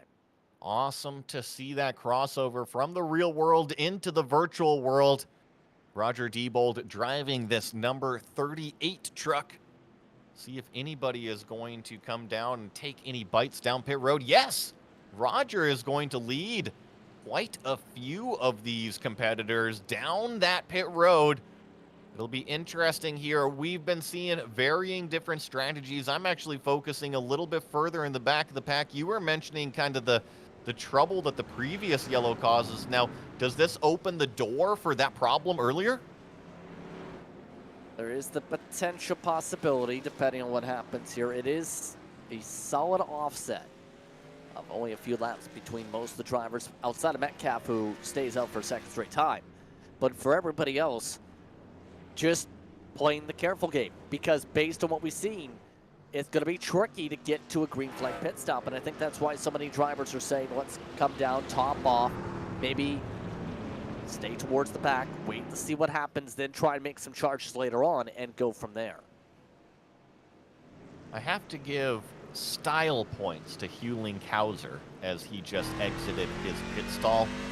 Now, there's ways that you can exit your pit stall nice and calm. Well, Hewling, I think, after being involved in some of the recent yellows, said, I don't want to be any part of that. Let's give it some RPMs. Let's drop the clutch, and did this huge, awesome wiggle and burnout out of his pit stall. So I think Hewling is definitely meaning business now out on the racetrack. Have to keep an eye on him, as his march once again is going to have to be at the back of the pack and work his way all the way up through that huge pack of, I'm checking right now, I still see 29 cars on our lead lap right now, working lap number 26 of 100 for Saturday for the boys, benefiting Movember right here on Maconi Entertainment. And what have you been thinking of the racing so far, Justin? I know it's Daytona. I know it's super speedway racing. I know that we commonly see wrecks out here, but do you think this is what we're going to be seeing for the rest of the race, or do you think we're going to see a couple different faces? I think we're going to see a couple different phases. Right now, we're in the first quarter mark, just crossing that, in fact. Where normally in a race like this, you'll see cautions pop up. Then you usually see the race have its middle part, the calmer portions, where everybody knows you have to get to more pit stops. You have to try and get the green flag run. You eventually, in most cases, get the green flag run. But then it's around that 20 to go, if not 25 laps to go mark, where I think you start wondering when's somebody going to make a mistake. Is it going to happen in the second pack or the third pack? Is it going to be someone making a move in the race lead pack with 5 to go? Usually expect from around this middle mark, the middle half of the race, to see how things play out for it to go green, or rather to keep cooling. That's usually the trend. Let's see if the trend happens.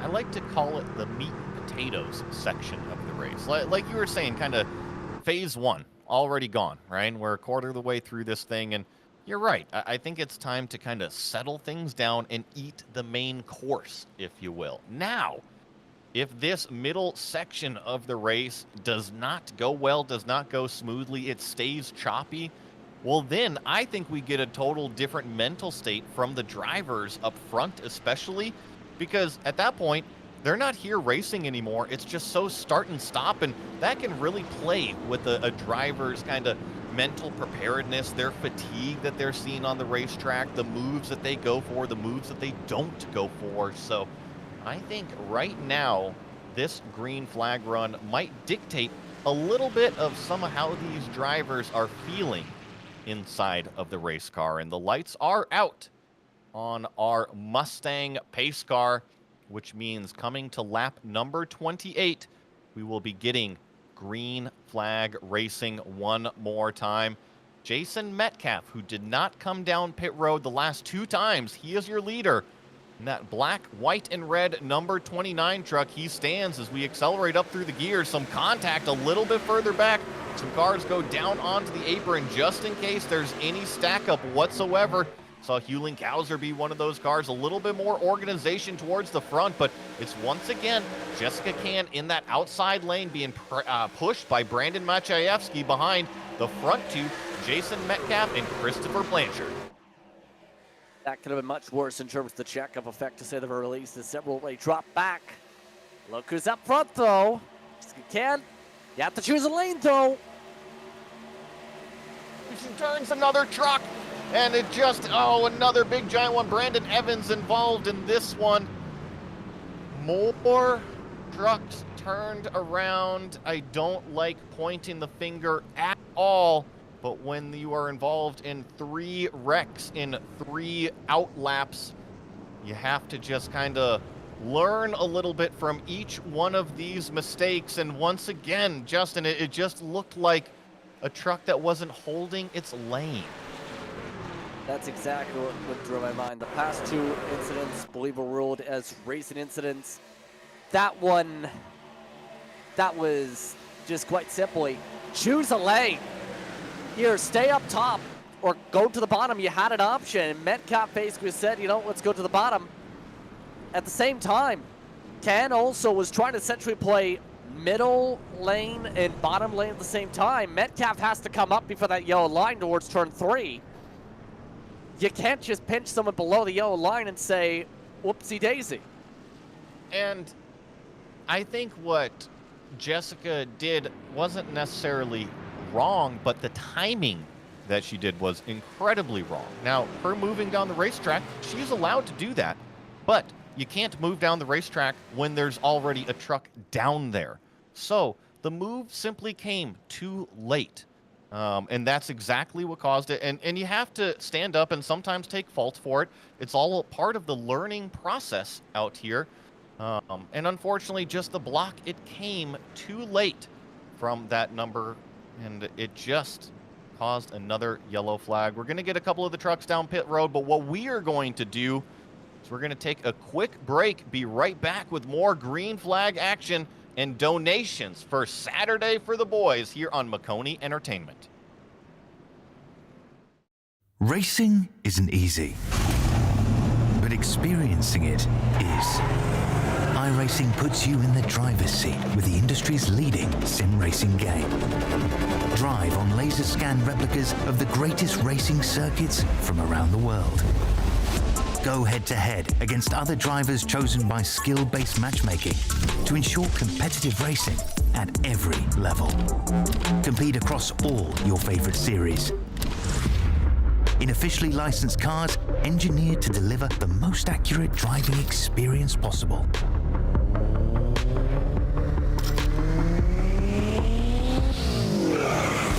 Join a race or host your own with players from across the globe.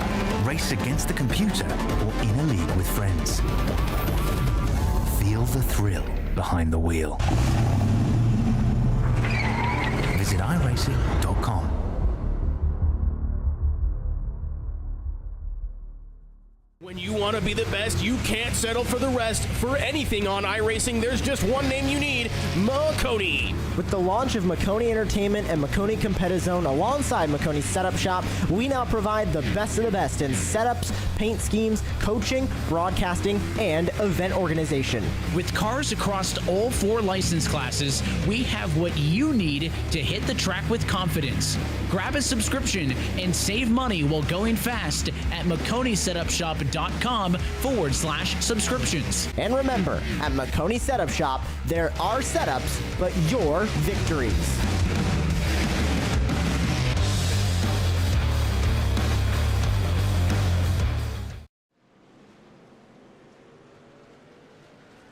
Here on Maconi Entertainment, Saturday for the boys at Daytona International Speedway. We are doing 250 miles under the lights in the NASCAR trucks. Currently working lap number 31 of 100. Justin, this is why we're under yellow this time. And the caution's been given to the 29 because they did go under the yellow line. They say came up. Can see the conversation point from race control. And there's the wheel movement that they're talking about right here. That is also a bigger part for the secondary contact. That was a part of the big one. So that's the reason it appears per race control's rationing for the 29 getting the EOL penalty and strike for that one. And I think that's important to regulate. When you get involved in the wreck, I want to equate it to being pushed off the playground, right? Nobody likes being pushed off the playground. You're falling, you're helpless, there's nothing you can do about it, right?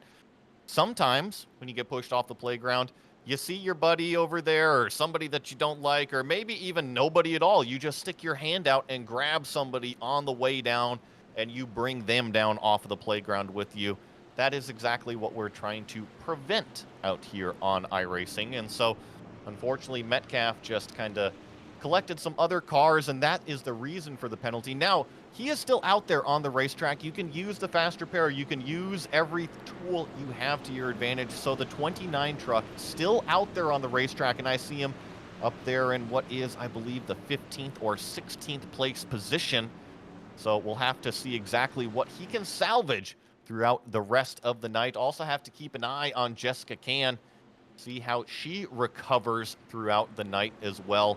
But the lights are out on the pace car. It's the number 93, Brandon Maciejewski. We haven't mentioned him at the front of the field yet. He is our leader. The blue and orange truck of Christopher Blanchard. We've mentioned him plenty of times already tonight, but it is all Brandon in that number 93 truck. Green flag racing. Barney waves that green. We are racing. It actually looks like Brandon's going to move up to the top lane, try to give a big old block to that number 9 truck. This is the first time we've seen the leader move up top. And keep in mind, he knows that the top line has momentum. He does have a lot of momentum, to say the very least. So keep in mind, that top line going to be big on all these restarts the rest of the way. And keep in mind as well, Brandon's one of the more experienced drivers, you can argue, in the Maconi Setup Shop family, because he used to be, for several years in fact, part of Slip Angle. The team ran by some of the top drivers in the history of the Coke Series. And in turn, you bring a lot of experience when you work on the box for a lot of top drivers at the pro level. Christopher Blanchard moving down to that bottom lane. He wants the clean air. He is now underneath Maciejewski in that number 93. So Christopher Blanchard straight to the point. Once again, he has got some help. It's 3 by 3 right now. 3 cars on the top side, 3 cars lined up on the bottom side. Oh, a little bit of some lane changes, and very interesting. Only 2 cars now on the bottom lane. We get a 3rd car down there, but a lot of cars jumping from that yellow lane up to the top lane on that straightaway. We've really seen the top lane carry the momentum around, but I was just very intrigued to see how many of them jumped up to the top. Also, keep in mind, we talked about a lot of the drivers wanting to get up top quickly. You can't change lanes from start and finish line. Two of the drivers at the back of the field just got penalized for that exact problem here, Joey. Jessica Can, Jeffrey Maconi, black flags to serve under green. It's a drive-through penalty. Well, very interesting. Jessica Can skated by the 3 yellows, but unfortunately got bit by a pre-line penalty on that one. So just a little bit interesting on what all is being looked at exactly here. And here we go. Hewling-Kauser. Remember, I mentioned his really sweet burnout out of the pits. Apparently, he's got plenty of tire temperature now. He has driven it up to the front. So Hewling-Kauser in a very, very familiar spot once again. The youngster's been looking very solid so far. Been really impressed with how he's been able to keep himself up front. Some veteran presence up that top line, though. You have Mike Burnett, team boss for Back Row Bandit. You have Sean Bounty up there as well. Roger Deepold now working with one of his other block partners up top. A lot of that teamwork coming to play on the top side. It's causing some interesting hearing. We'll see how Burnett plays it. And he likes to lead. There he goes. And more shuffling up front here. Maciejewski, Mike Burnett, Sean Boundy, Hewling-Kauser, Roger Diebold. That is your top 5 right now. Consider Christopher Blanchard right in that mix in 6th place. I also see Ian Humphreys, who made it in from that last chance qualifier. He's inside the top 10. Another couple notable names. Daniel Mosteler hanging out, creeping inside the top 10. Brandon Evans, also after being collected in one of those yellow flags, has made his way up inside of the top 10 as well. Some of those very, very familiar names after a little bit of that messy kind of first section that we talked about, Justin. They're starting to migrate to kind of their familiar spots once again. It's the expected pattern throughout the rest of the night in terms of 2x2, unless you want to be really being aggressive.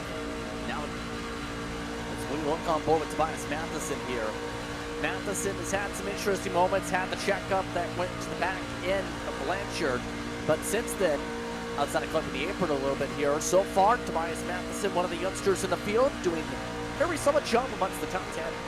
And I gotta give props right here to Tobias, because that is an extremely clean Dale shirt right there. The silver and black good wrench with the chair and everything. It is just an awesome combo that he's got inside of his sim room. So not only Tobias Matheson hanging out inside the top 10 right now, looking cool on the virtual racetrack, but taking the swag to the real world as well, looking real cool out there.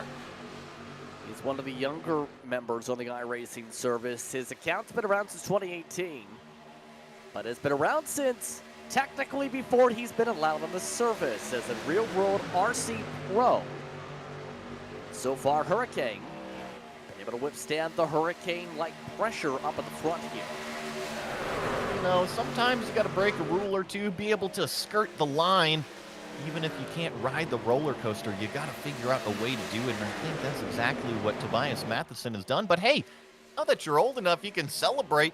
Be out here, race with all your buddies. Oh, we got problems here. That's Hewling-Kauser getting turned around off of the nose. I believe that might have been Chris Blanchard that was right there at the front. This all happened about 2 or 3 cars right in front of the Tobias that we were just riding on board with. Then, Justin, you were mentioning the 3-car push and how dangerous it is in the trucks. I think we just got our first example. I think Hewling-Kauser even picked up on this was about to happen and tried to pull out and back out, but Blanchard, I think, just ended up making contact, coming down a truck, trying to almost follow him. Take a look. It's a bit of a tough angle here. You see he's already close, says, you know what, I want to try and pull out here. I don't like this. But Blanchard's already close to him, makes the contact to the quarter panel, and down they go. Got a feel for the 04 truck. He has been involved in a lot of accidents that aren't necessarily his fault today. So definitely feeling for Hewling-Kauser out on the racetrack. And I see Christopher Blanchard, that number 9, was given an EOL. That means end of line for Christopher right here, causing that yellow flag. I mentioned that he was being extremely aggressive, pushing Jessica Can earlier in the race lead. I think race control is starting to keep a little bit of a closer eye on these situations now. Yeah, and again, it was pretty clear cut where the penalty was going to go there, because even when you have the counter argument, oh, he came back up from the yellow line. He was definitely below the yellow line until you hit him. So, but this pit stop's going to be huge. A chance to go for a one-stopper from here.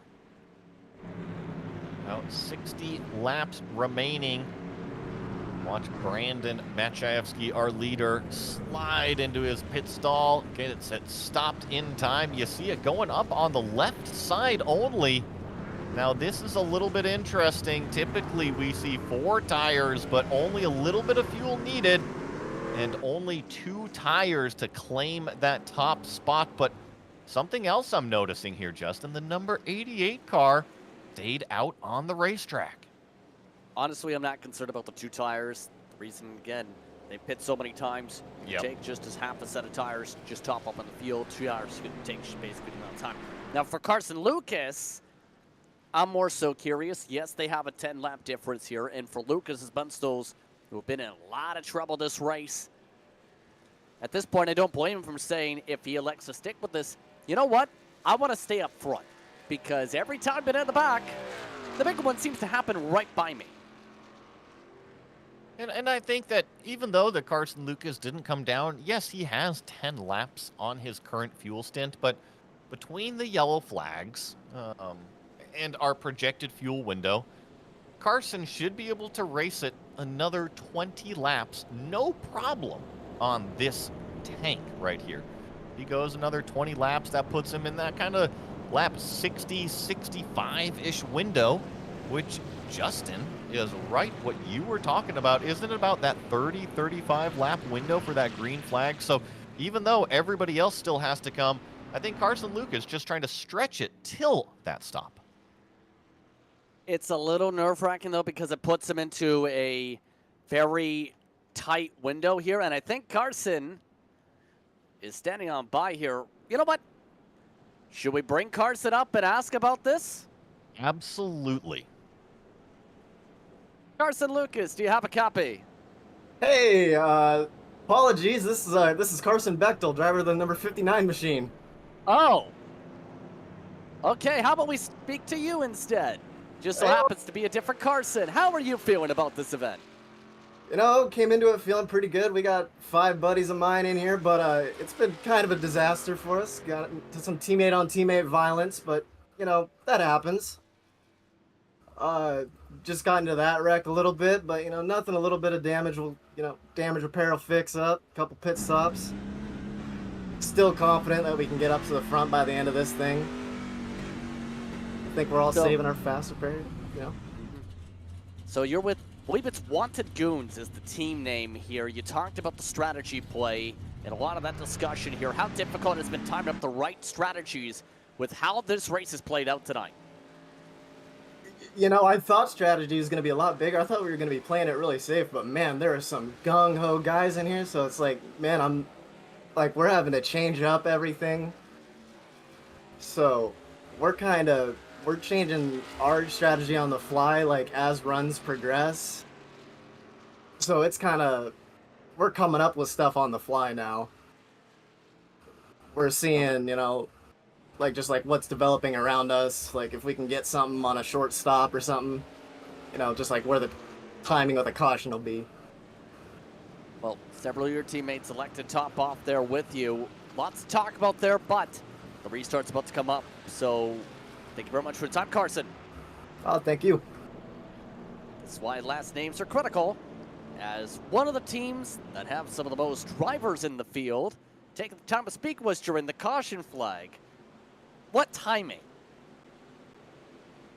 Always great to be able to talk to competitors no matter where they are running in the field. And thank thank you very much for Carson taking the time out of his race to talk to us here in the commentary booth as we get another green flag on the racetrack. It's Carson Lucas in the 88 that leads the way. Sean Boundy on the outside of him. Actually, really good organization between the top line and the bottom line here on this restart. I'm curious to see if anybody's going to try to fan it out 3 wide. I'm seeing a black and green truck try to look to the outside, but Justin, as we progress through this race, it seems like the leaders are figuring out the restarts a little bit more. Interesting enough, there's a lot of discussion about drivers going on green instead of restart zone. My thought is, well, that's kind of how it works, right? Because if you go in the restart zone and no one else goes with you, you get a big jump. You'll get the checkups regardless of where you time it up, basically. But if it goes on green, you're basically talking about pre this year. What's the big deal? As long as you time up the restart well, you're in a good spot. If you don't time it up, that's on you. If you can't see when the green lights go out and you can't respond within 0.3 of a second. And I think the big idea behind the restarts that everybody gets confused on, right? We see the green flag, we see racing, we want all of that track to ourselves. Now, you look at how the big boys do it on the real world NASCAR television screen. Well, they're all fighting for positions as well, but they are organized in how they get up to speed. It looks great on the screen. And once everybody realizes that we're all in this together, we're all doing the same thing, the kind of organization just happens naturally. It's when those drivers, they get really, really greedy and try to take those spaces, try to jump in line. That's really when the stack-ups can happen, when the messes can develop. And check out who I see in the back of this pack, just underneath the 3 wide, behind the number 31. That's Hewling Kauser. Remember, he was just in the inside wall a couple laps ago. Great recovery already. Up 19 spots from his starting spot, mind you, as well, with how things have progressed throughout the night here. But you can see just how things are playing out here. Hewling is obviously taking the I want to be up front just in case strategy. It's very risky. With how things are going with this pack, a lot of shuffling between the lines. We're not even the halfway point yet, and a lot of these drivers are still making it clear they're not comfortable where they are running. Well, and it's so difficult to sometimes talk to a racing driver. Now, I do a ton of driver coaching. I've coached a ton of people in the real world, and let me tell you, people, they are very smart. They can understand when we go over video. They understand the moves that they need to make when you go over data. However, when you get into the car, you strap that helmet on, it seems like all of that logic just goes out the window. And Justin, you mentioned it's a dangerous spot to be up at the front. We've seen it bite several times. We've seen it bite Hewling Kauser several times. What is the point of continuing the same strategy? Or is that what he came in here with his game plan, and that's what he's sticking to? I know there are a lot of people who are saying, I'm here to race. I'm not here to basically take a walk until lap 95. The thing is, it's almost like a marathon, not a sprint when it comes to a race distance like this. If you're talking about C-Fixed, it's absolutely a sprint of 30 laps. You're within the fuel window. You can go and push from there. But if you're in a race like this, you have to be able to pace yourself. If you sprint 100% of the time, let's put it this way, can you make it 26 miles running 100% sprint style through a marathon? I don't think I could make it down the block here, Justin, so that one doesn't apply to me, really. Exactly. But the point that you're making is 100% right. You can't push your equipment, can't push your mental state that far all the time. Just eventually a mistake will happen. We're seeing some more trucks, kind of move their way around, kind of get a little bit wiggly here through the trioval. Thankfully, we've only seen, oh no, it's just as I say that, we've got another yellow flag. This is the 93, Brandon Maciejewski. Oh, and he's going to get hit huge. Oh no, I believe that might have been the 45 truck or so that came in at the end, and looks like more people need to check that brake pedal, Justin. Yeah, it almost looked like Hannah thought the incident was done, going to the apron to try and avoid. Problem is, Maciejewski, he was still being hit several times over. An unreal moment, to say the very least, but what drew that? is the question. Once again, someone comes down. Bye-bye field. Yeah, as we see the 64, that's Joey Masevich able to sneak his way through there. And I don't want to place too much blame on Mark Hanna if we get the shot from him. Now, I mentioned the ARCA brakes. He comes flying in here and just absolutely drills Brandon Maciejewski. However, I went back and looked at the data. He is hard on the brakes here. He is hard on the deceleration rate. And what this is called, Justin, do you know about target fixation? Well, essentially, target fixation is when you stare at your target or the potential object, you stare at it and turn directly to it. In this case, Hannah stared directly at the target, tried to stomp on the brakes, and unfortunately the force takes him right through the truck wrecking in front. Now, here's the thing, cause a caution to the 74, Matheson. Here's the thing, last caution, he had a screen failure. This time, he had another screen failure. So Tobias Matheson is not having a fun time, technically. No, and really frustrating for sure from Tobias. I know that he is not meaning to do the screen failures. Unfortunately, though, if you have one, I think it might be time to assess the situation before you affect somebody else's night.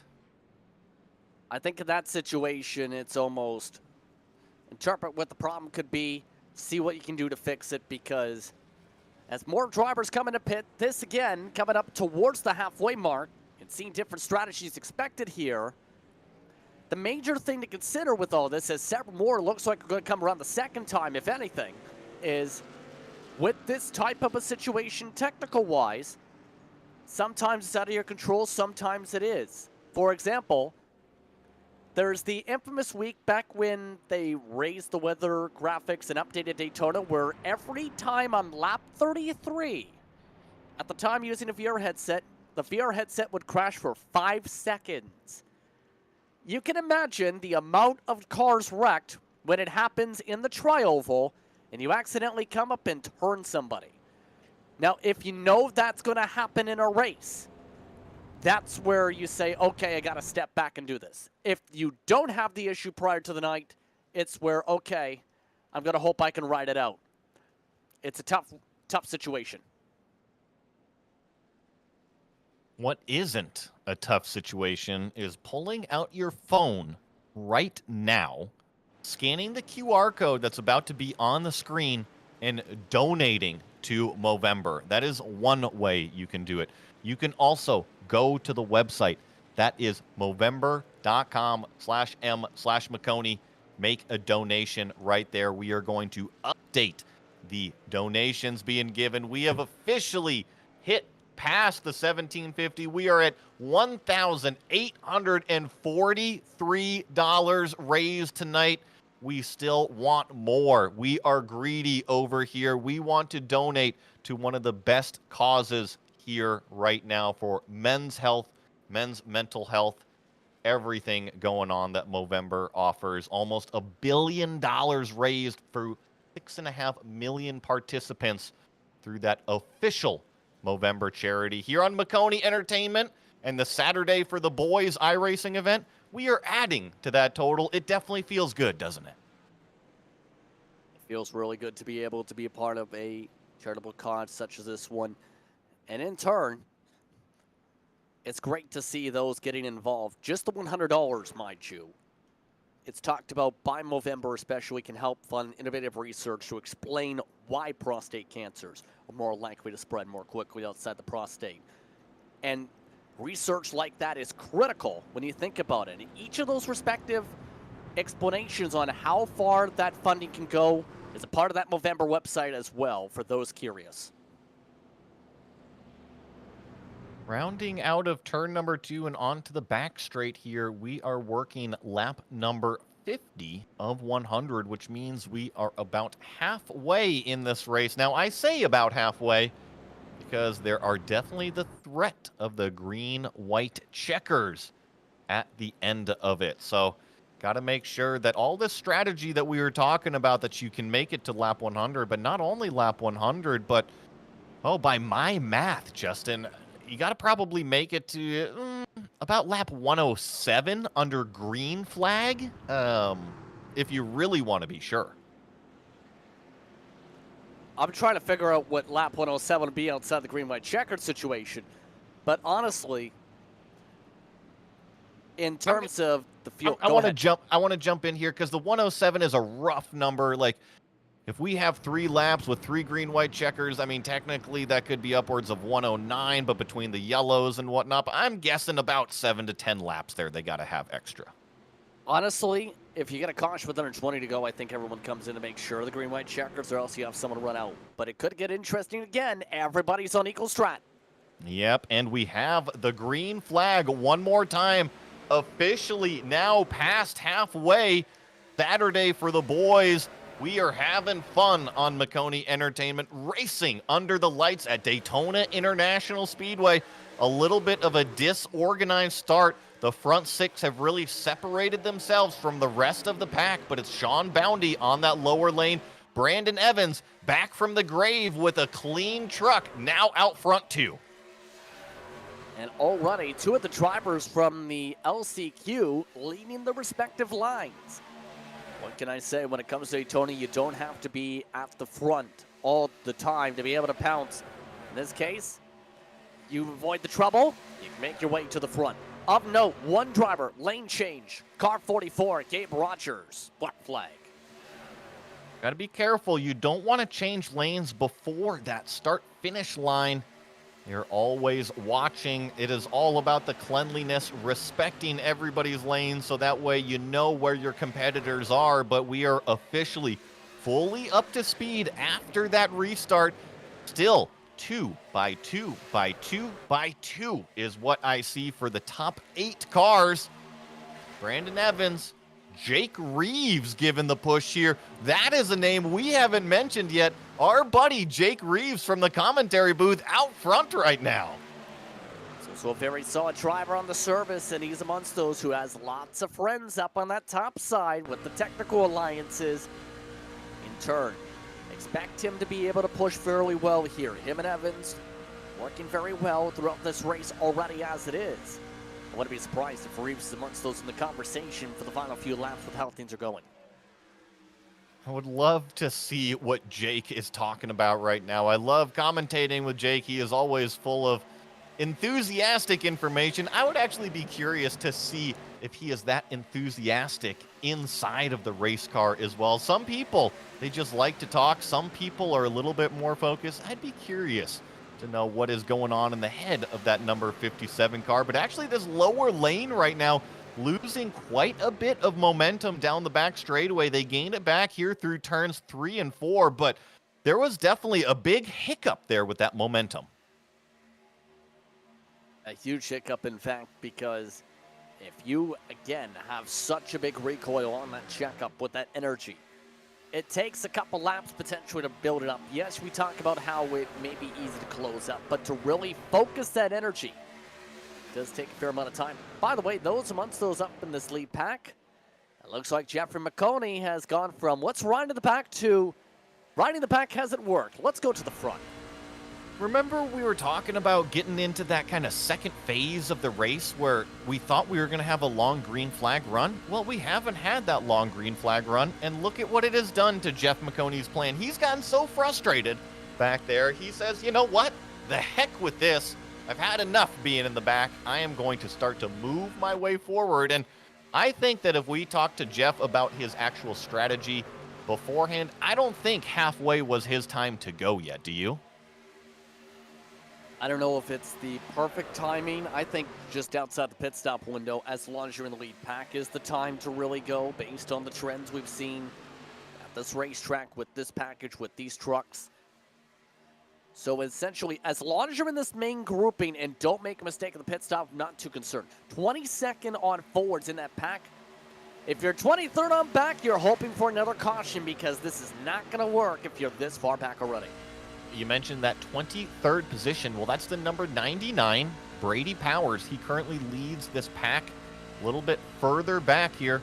Carson Badel, Trevor Trago in the number 37. That's who we are riding on board with right now. Get a nice shot from inside of Trevor's sim room. I don't blame the second pack quite yet, Justin. We've had how many yellow flags? I don't think that we're over with them yet. So even though Jeff Maconi said it's time to get out of the back, I don't necessarily think it's safe and clean up front yet. And with how things have shaped up, I don't blame some people for potentially thinking that direction, thinking, okay, let's just hope for the caution, then plan things out later. Because really, we've seen a lot of basic troubles up at the front that have caused a lot of big incidents. Sometimes it's just about, okay, when's it time to chill? We're in chill mode, basically. Chill mode is almost 3 wide exiting the tri-oval. Brandon Evans on that top lane. Sean Boundy on the bottom lane. Now it's Roger Diebold in that blue car, second in line on the bottom lane, giving that big old shove there to Sean. We were talking about Jake Reeves. He is that maroon truck, that number 57, giving a huge push to Brandon Evans down the back straightaway, and he is going to stay loyal to Brandon Evans out there. A lot of times already, we've seen this leader, once he gets out in clean air and he is clear, he actually migrates down to that bottom lane, but it seems like there's a little bit of an allegiance there between Jake and Brandon. Again, if you look at the logos up at the front, it's not a surprise, and it looks like some miscommunication, some checkup problems towards that middle of this grouping. Metcalf, Tiller, and several more sending apologies over the radio after a big bobble from the inside group. A little bit more wiggling from that outside lane. I think Jake finally gets lined up to a position that he is comfortable in. We talked a little bit very early in this race. Let's talk about it a little bit more again. The different types of bump drafting that we're seeing out here. We've seen the slam draft. We've seen what I'm going to call the hovercraft, the pushing the balloon of air that's a little bit more efficient. And right now, with all these trucks stacked up on top, I think the biggest danger one is that third truck in line.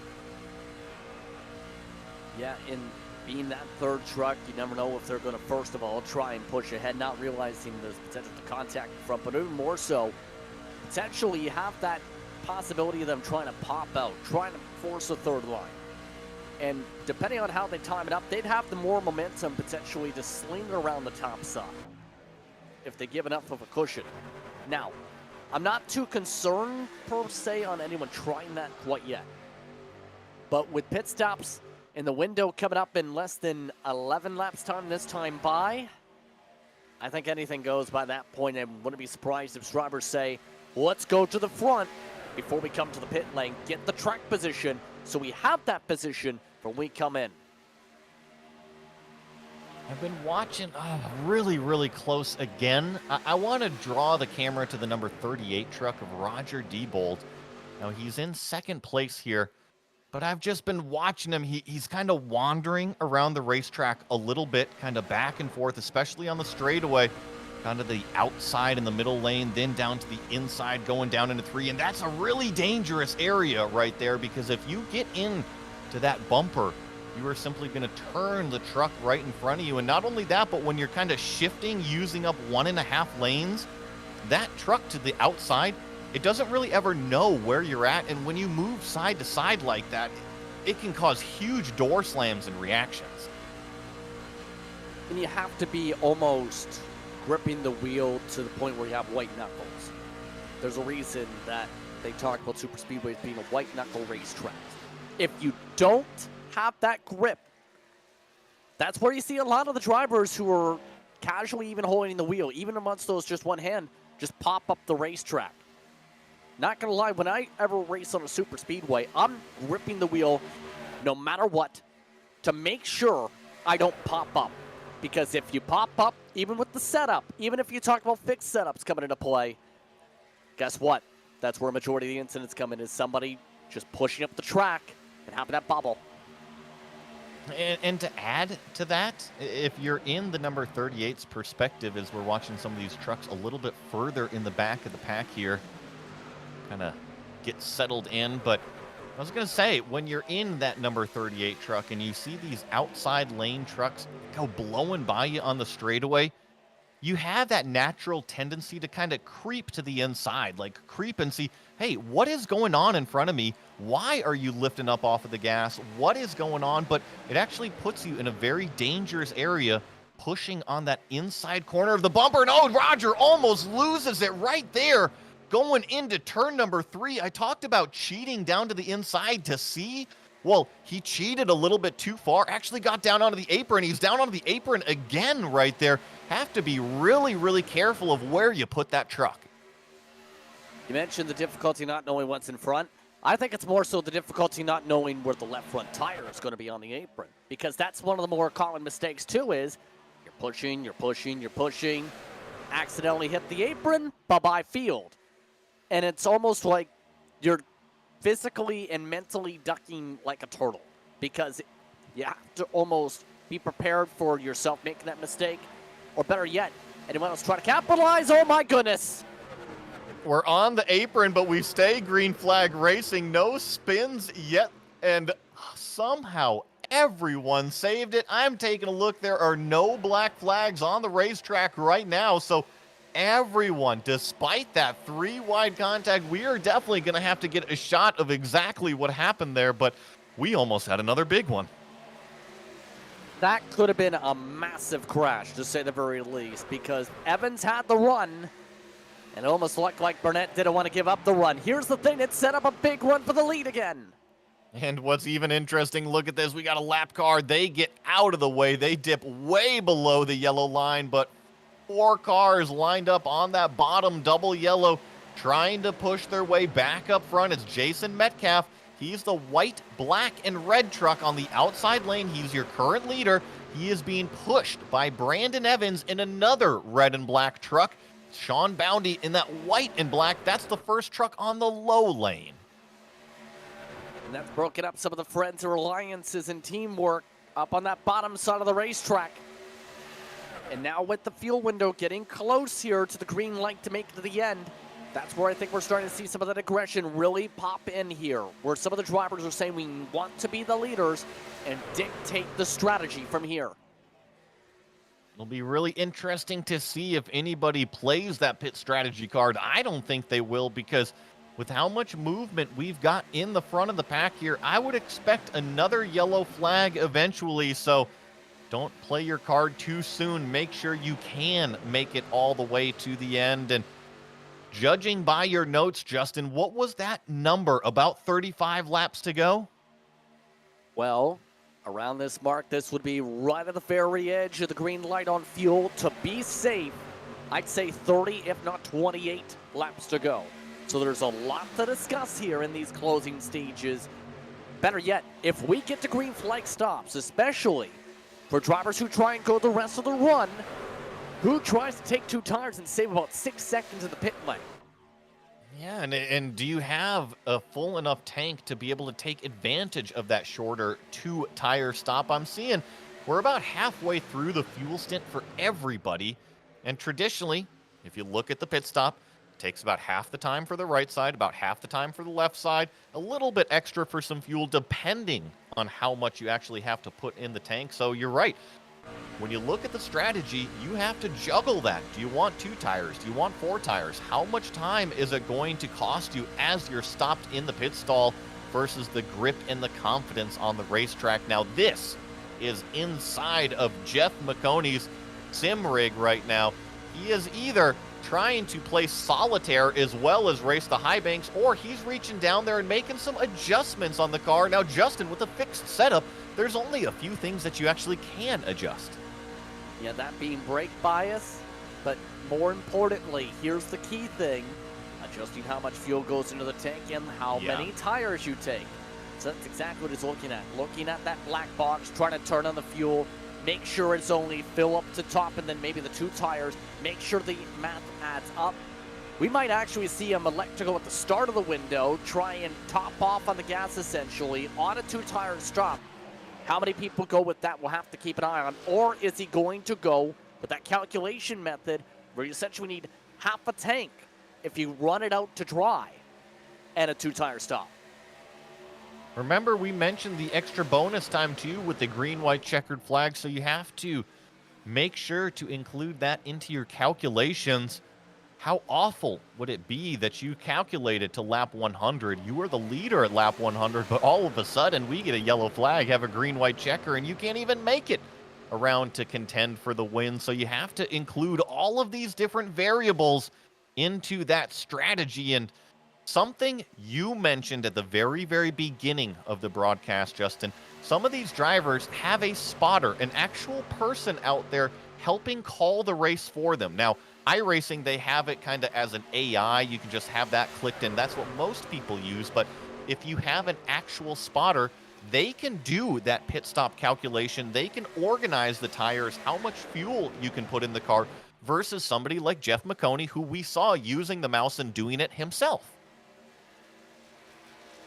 And keep in mind, that's not to say they don't have that assistance. Keep in mind, there's a lot of teammates working with each other, a lot of factory drivers we mentioned from Maconi, a lot of the teammates in Carson's respective group. We also have, mind you, Maconi working with D-Bull, Boundy, Hannah and company. You also have Cook, Metcalf, Clark, and several more. And that's all it takes is getting that coordinated together. Say, we're all going to take X amount of fuel and X tires. That could be a major difference maker to make sure you're in the right picture for when you take that pit stop. You don't have those friends, it's much harder. Put it this way. If you have 5 drivers come down to pit, depending on if you work together well enough, if everyone's comfortable pushing, if everyone maximizes the draft, you can really execute to pull off an undercut. If you have drivers less than that, it's very risky, especially if you say pit on your own. Never want to pit on your own. And here we go. We have got some strategy being played out. I see Jeff Maconi, Joey Masevich, Hewling Kauser. They all dive for pit road. Now, is this going to be too early? 30 laps remaining. Let's keep our fingers crossed that we're not going to get too many green-white checkers. That, or they've done the fuel calculation and say they can make it from here. I think the other benefit right now is that if you have your buddies and you come out, you can be up to speed. But this is, once again, the super speedway strategy. They are taking themselves out of the heart of that pack, and they're going to be racing by themselves where they can kind of control their destiny on the racetrack. Exactly. And interesting enough, in terms of that pit call strategy, Masevich, I have nearly taken the 4 tires, but how big of a gap he had on the pit run. Expect a lot more waves of drivers pretty soon. Those are your drivers essentially expecting it to go green and just trying to start the window for the pit lane. I don't know if the number's going to be up. They only have 2 trucks. Kauser did not keep up with them. I agree, and even if it was 3 trucks out there on the racetrack, I don't see these 3 trucks being able to maintain the draft pack speed that our front does. Now, that doesn't mean the race is over in terms of this strategy. All they have to count on is a yellow flag on the racetrack. If we get a yellow flag on the racetrack, well, guess what? They get bunched right back up to this pack, and oh, so close. Brandon Evans really squeezing it down to the yellow lane, but as he does that, we get another group diving down for their strategy call. And that time, that's the team alliance involving drivers like Metcalf, we talked about, like Clark, and several more. That's not a surprise again. Try and go with a few laps more. Get an extra bit of cushion for when you do this call. Make sure you're a bit more safer for when you get to green-white checkers, or especially if you're the lead truck. You have to get lined up, though, off the pit lane if you're amongst this pack, though. Anybody who makes a mistake could just cost your entire group. And it looks like they're going to lose at least a couple. I think the telltale sign will be, let's watch Joey Masevich and Jeff Maconi, because they are crossing the start-finish line right now as that other pack comes back up to speed. And while those 2 trucks are up to speed, they are nowhere to be found. I also am getting reports that the 59 truck has spun around as we get the next group down pit road. As always, green flags are going to be a huge shakeup in the picture of the race. One of the team drivers in that second pack we talked about went around on the backstretch. No caution since it was below the yellow line. And again, remember, push out of the corner, you risk this, bye-bye. And the rest of the teammates going to be having a lot of discussion on that one, if they haven't already. As Carson Batel, remember, we were talking to Carson during that yellow flag stop, so unfortunately things going from bad to worse for Carson as we get the next round of green flag pit stops. Oh, and one of the leaders, that's Sean Boundy, hard into the inside wall. That is not good. Hopefully he can keep it running. There's the stop right there. He gets the fast repair, and oh man, that could have been much worse than what it was. It looks like he only might have lost 1 or 2 seconds. That was the worst possible spot, though, to lose it there with the opening of the track. That's why it was so violent and so big, that contact. Might be able to keep going in the main pack if he did it right. If he got a speeding penalty, which he did, never mind. Yeah, that was going to be the one caveat to it, and yeah, bad to worse. I often say when it rains, it pours on the racetrack. Also seeing this truck a little bit slow on the racetrack, and correct me if I'm wrong, is this Jason Allen in the number 71? He's slow on the racetrack. This is him coming back out onto the racetrack after serving his pit stop. Yeah, that's a look at the replay, and again, he's the bridge essentially during that pit stop window to him and some of the drivers like Misevich and company. Keep in mind, Tiller and Metcalf essentially work together to pull up a group, and there's also the tandem. Monty Clark has now gotten hooked up with Corey Cook. This is where the friends really come in. Lots of calls for pit stops this time by. Let's see. I see Brandon Evans pitting. So I expect Brandon Evans. I expect Jake Reeves to follow Brandon Evans in. Sure enough, I see 1, 2, 3, 4. Oh, contact as 2 cars get mixed up as they come down pit road. One of them's going to go spinning down through the infield. The 88 also is stopped perpendicular. That was the number 10 truck through the infield, but looks like Brandon Evans, Jake Reeves got away clean. A bad break for Eddie, though. That puts him to the grass, and several drivers nearly missing their pit stops with how things are going. Let's take a look. If anything, it looked like Eddie was the one who sent it deep, bounced off Lucas, and then Lucas got loose because of the contact. And that really messed up both the runs, essentially. Carson Lucas lucky not to get a speeding penalty, but for Eddie, he'll have to go another way around. I'm curious. We do have 4 cars that haven't pitted yet, but the majority of our front pack has come down. This is your front 4 pack. It is Brady Powers currently leading the way, Brad Patton in second place, Trevor Trigo in third, and Bryce Meddings in fourth. Now, these 4 trucks, they have to come down pit road. Oh my gosh, we just had 4 wide on the back straightaway as everybody is getting up to speed. But technically, these trucks could run about another handful of laps. Yeah, and these are all teammates on the same communication channel. It's not a surprise to see them work together. It looks like they're going for the overcut strategy. I don't know if that's going to be the winning call, though. They lost a lot of time in the first place. Right now, they only have about a 26-second advantage and are losing about a 100th per second on the racetrack itself. But the speed difference, they might not be in the conversation in the lead pack if they don't get some luck here. See if he comes down pit road this time. No, I think they are going to stretch it out all the way till the very, very end. Do what they can. See how it plays out for them. And, you know, it might work because this other draft pack, oh, Greg Maconi just chops the nose. We are almost having a wreck back here in turn 3 and 4 with what will be the second pack back here. See if this comes down pit road. They are still on the back straightaway here. The number 7 really pushing this car, but this is that main pack. I know that front 4 is definitely in the lead, but they are much more calm than compared to this big, huge, giant mess we see on the screen. But a lot of shouty over the radios in this group, especially some of the near misses in this pack so far.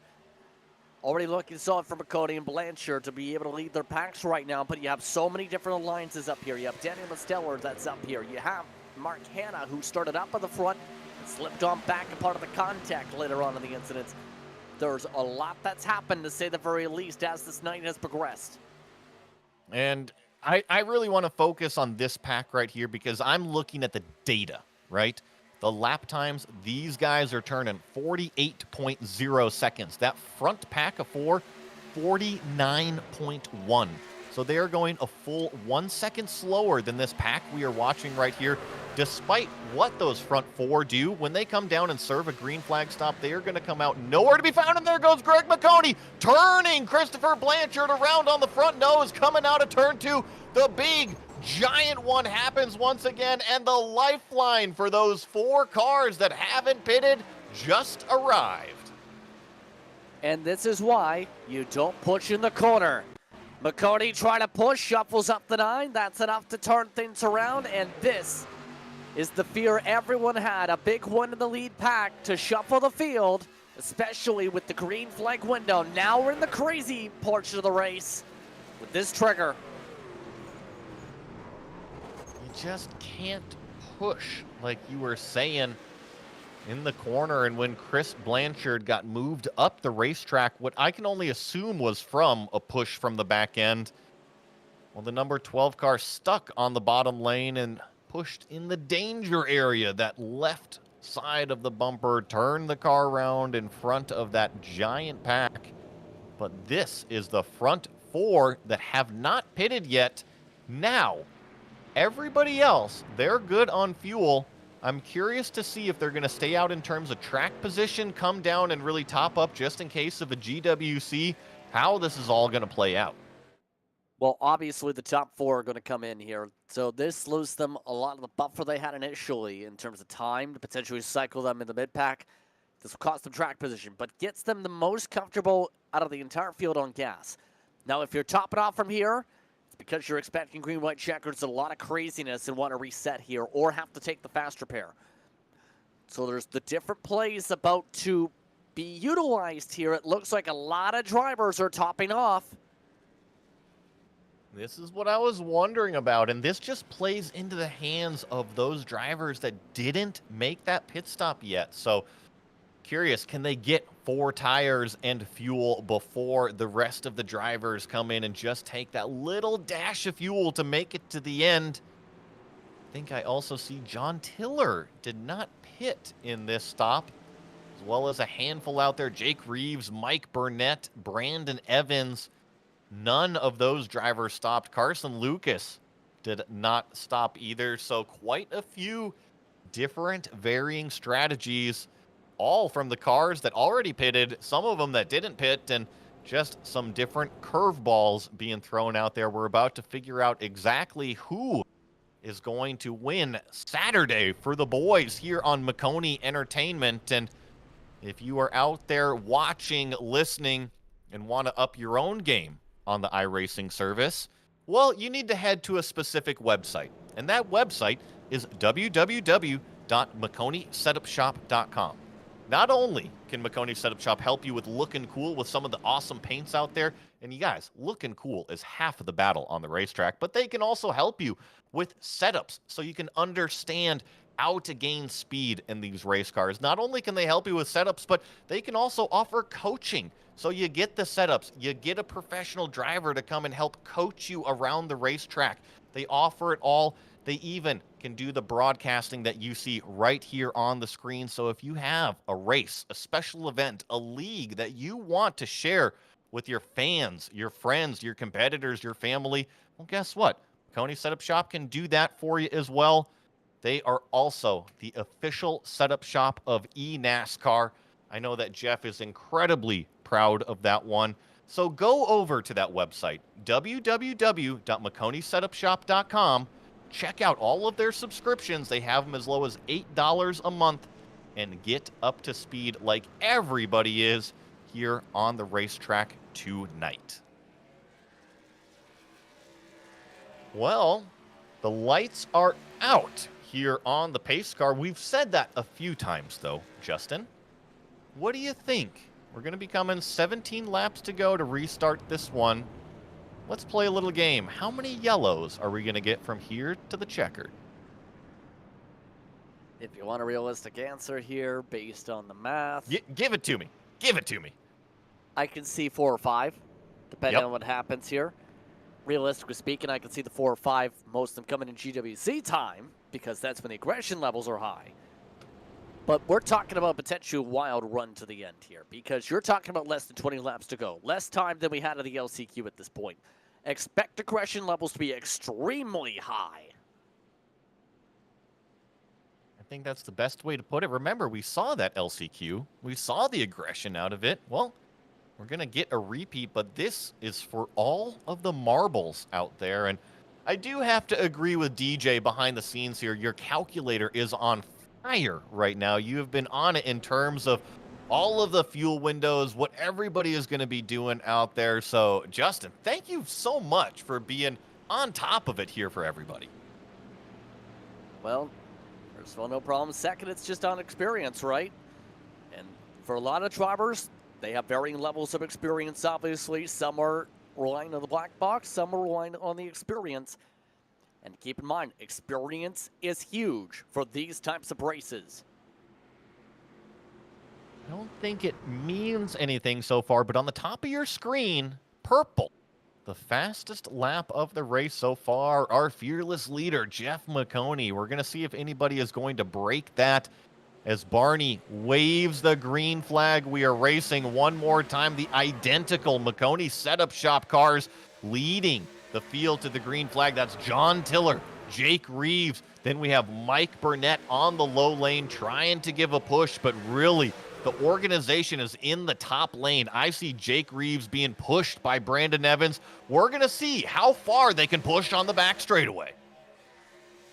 Doesn't look like either lane is really organized. And it looks like that third line's about to come into play pretty soon. Cornet's almost thought about it. We've seen last time McKenzie just pulled to the back when in that same position.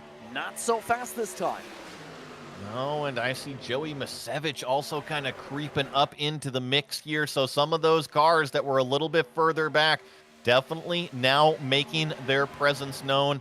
We are clicking over to lap number 85. 16 laps remaining here at the virtual Daytona International Speedway. I can already feel it. The tensions are starting to rise. The entire pack, it's starting to accordion. It's starting to compress up towards the front.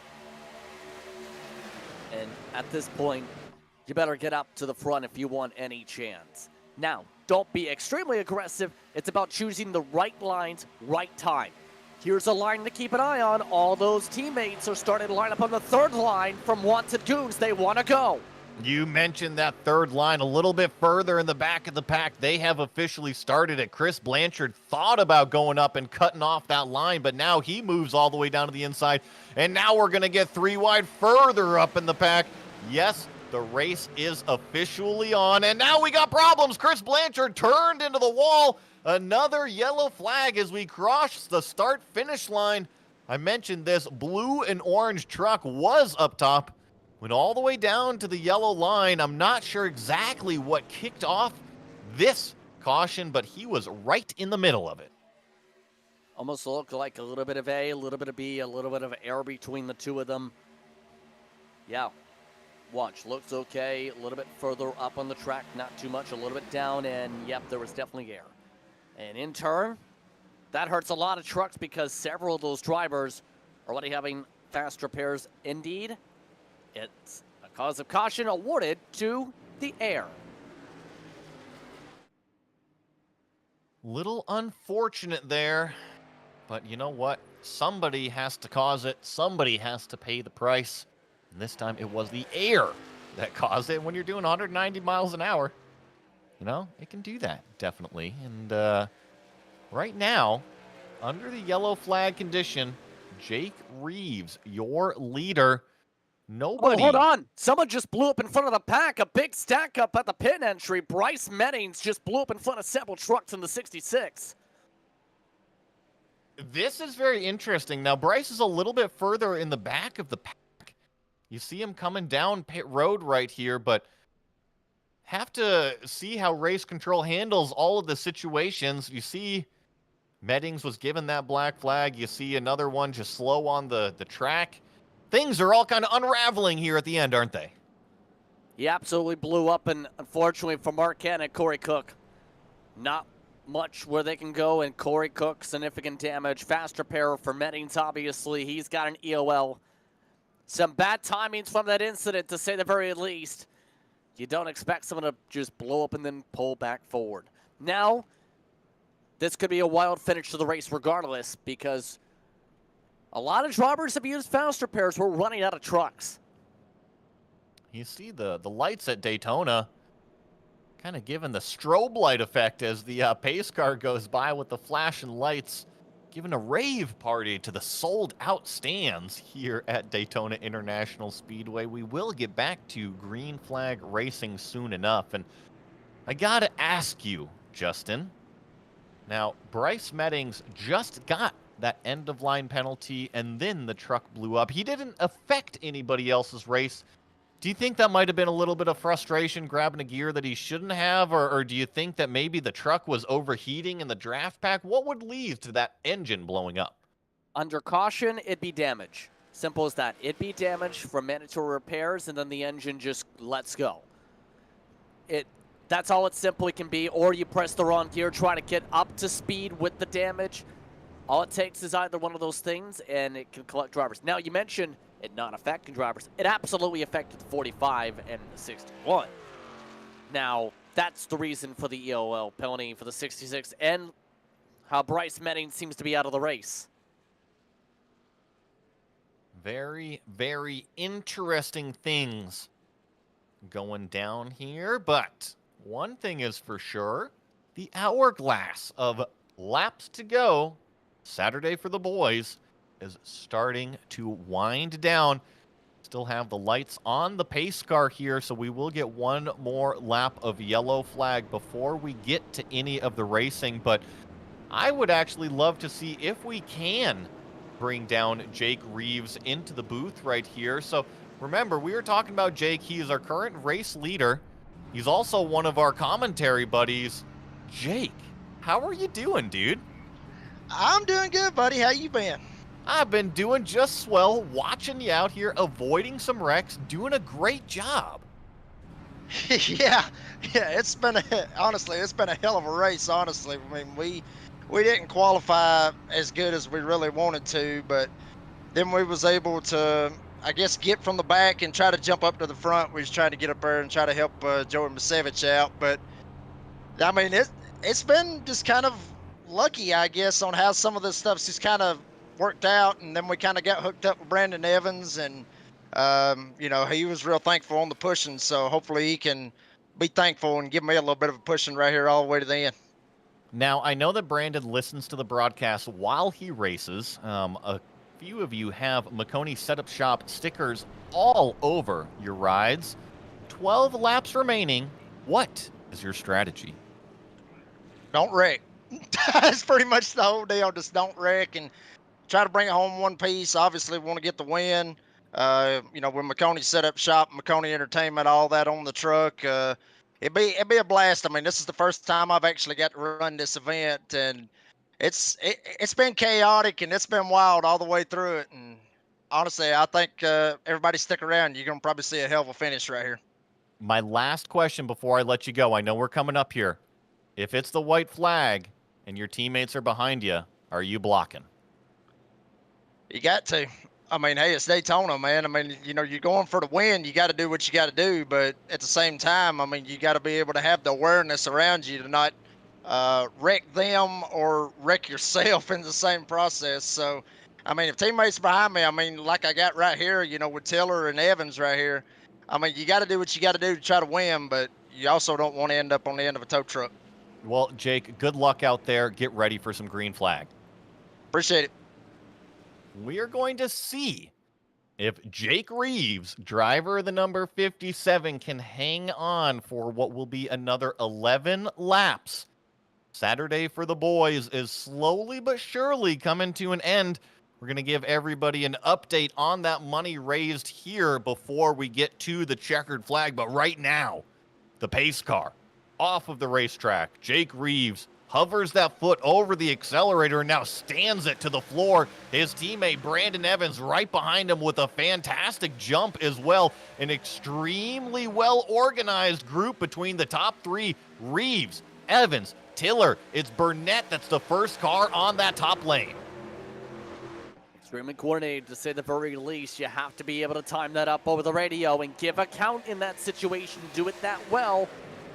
The thing is, though, that top line's got better acceleration. That's been the better line once things get up to speed. And Jake has to be really careful right here. He actually drifted up into the middle lane. Now, that might not be so bad for him, but he has to consider his truck 3 trucks long, because if he moves up there and Brandon Evans follows him up there, well, guess what? There could be trucks in that outside lane, so you just have to be careful when you're that lead truck where you are placing everybody else. 10 laps to go, still plenty of time to work with 25 miles up on the board. The main thing to think about, too, is who's going to try a 3-wide move. We're running out of time to see who's going to be playing into the swing of things, and Matty Clark wants to go, but no one wants to go with him. It is really compressing at the front here. Gonna see who is gonna take away this checkered flag. 3 wide, a little bit further back in the pack, but it's still Jake Reeves leading the way. Mike Burnett now to the outside, edges his way, but through the turns, this low lane starts to edge ahead one more time. But Jake, you gotta be careful. Don't take that lane up into the middle there. Oh, and they cut up to the top lane. Thankfully, both of them were clear. The reason that he did that is they try now to dictate both the inside and the middle lines here as a team. Here's the thing, somebody needs to try and close the gap fully. Mike Burnett's in still a solid spot. Matty Clark still trying to get that third line to do something here. And they're running out of time to do something quickly. There's not enough numbers on the top to get it fully upright in that speed. Little bit of a stack up right in the about 4 cars deep in that middle lane. Definitely getting really, really busy. Oh, Jake Reeves turned in front of the field. He saves it miraculously. What a piece of driving from our leader. And it was actually, I'm sorry, it was John Tiller that got turned around on that apron. What an amazing save from John Tiller. And now it's Jake Reeves in the middle lane, taking that start-finish line. 8 laps remaining. I don't know if I like the look of this pack right now. They nearly wrecked at least 2 times already. A lot of the drivers who have waited towards the mid to backpack for the past while are wanting to go in fast. Already Munsters are topped off before. Brad Patton especially. It's gone from the 20s up to the top 10 or so with a chance to battle up front. And I think the one that's really intriguing me right now is that car all the way up on the top lane. Brandon Evans has made his way back up to the front. 3 wide for the lead. Oh, big move there. I believe that was Mackenzie Corrins that went from the top lane down to the bottom. Now Jake Reeves finds himself sandwiched in the middle. We got contact. Misevich turned around in the tri-oval. Looks like we're going to get the yellow flag. And the reason being, you have a truck spread eagle across the racetrack there. Tempers flare. Here comes the second pack. Everybody's got the awareness down, but yeah, that was not the greatest spot, to say the very least, for the time of the caution or for the time of the contact there, because now it gets crazier. It is going to get even crazier, like you were saying, Justin. Going to get this shot of the replay. This is all Joey Misevich and another car as they come through the tri-oval. A little bit of contact, and then ultimately they both go spinning down to the inside. See the main pack, Misevich, lucky didn't get hit by anybody else, but the reason for the caution, it looked like there was a little tap of contact. If we can go back towards before the tri-oval especially, that Carson Lucas did see a small graze to the side of the 64, and that can happen sometimes if you don't hold onto the lane, don't grip the lanes, or if you have an offset. Here's a look. Watch for the contact here. 64 and 88. It's going to be very quick. And it is in a racing incident here. Now, the reason for the caution is Misevich, that contact actually got him very loose. And with that slide, that collected Lucas for secondary contact. Again, racing incident at the call, but that caution sets up a very wild finish. think that's what we're all here for. It's a wild finish to top off an excellent night of donations. We're watching some of these cars exit pit road here. We still got the lights on for the pace car, which means we'll still have a couple lights or laps before we get back to the actual racing. Now, the reason we're here, Saturday for the boys. If you would like to donate, get your phone out right now. We are going to pop up a QR code on the screen. Scan that QR code. You can make a donation instantly right here. We started today just a tick over $1,000. Started the race at about $1,700 is where we kicked off just an hour or two ago. And now we're up almost $1,900 raised. I would love to see in the final few laps of this race, if any of you are out there listening, let's see if we can get that target of $2,500. I would love to be greedy and ask for more, but any donations is going to a fantastic cause here, Movember. That's why we're racing Saturday for the boys, Maconi Entertainment at Daytona International Speedway here, Justin. Fun night to say the very least, and believe one of the drivers involved in the incident. We talked about the money shift earlier on in this one from Bryce Mettings. An interesting note where double downshift makes engine go pop. Apparently, I'm trying to understand the logic. $3 for every incident point, which means they've donated $63 from the amount of incident points they have. You can do the math from there. I love it. Fantastic. It's kind of self-penalizing in a great way. So maybe the messier their race, the better for everybody else. But ultimately, that's why we're here. Raise money for Movember. If any of you are unaware, it is male-specific cancers, men's mental health, an accredited worldwide charity that has raised nearly $1 billion since 2003. So if you too want to help with men's health, go and donate. So we should be going back racing here with 3 laps remaining. Kind of an extended green-white checker. We don't actually use green-white checker attempt number 1. I'm seeing our furthest on fuel as I go through the data here is actually our leader, John Tiller, at 23 laps. But even with that math, it looks like everybody should be okay on fuel, shouldn't they? For the most part, yes. I'm not too concerned because of the amount of pace laps for Tiller's case. I think it's more so who's going to get the run. Brandon Evans, we've seen him, for example, time up things very well in the LCQ earlier. Now he's up to second. And, well, I think there's a problem with this disc because the camera's moving with the steering wheel. That's not supposed to happen. For the most part, he's been amongst those who point things out well. 34th to second. And then you throw in one of the final qualifiers in, Mackenzie Cornish, who's now up to third. We've seen the 42 back up several times. They went 30th to third. Of course, Reeves from 23rd to 4th. Once those able to dodge just about all the wrecks.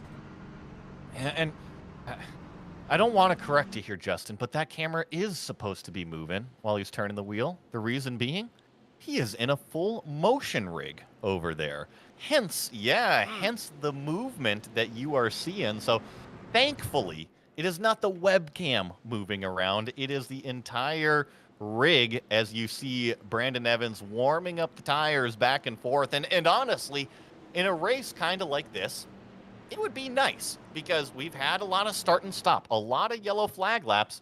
Maybe it's just kind of like a baby crib over there that he can just kind of rock himself back and forth under these yellow flag laps, relax himself over there, and then finally get back into the groove as we get back here to green flag racing. And real fast, are we going to make it to the checkered flag or are we going to see a GWC?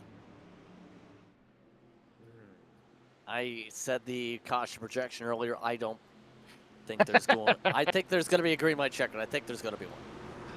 And if everybody's saying there's no way that you could mathematically do that a mini yellows, what Justin was saying, well, yes, you can because of the 3 GWC attempts.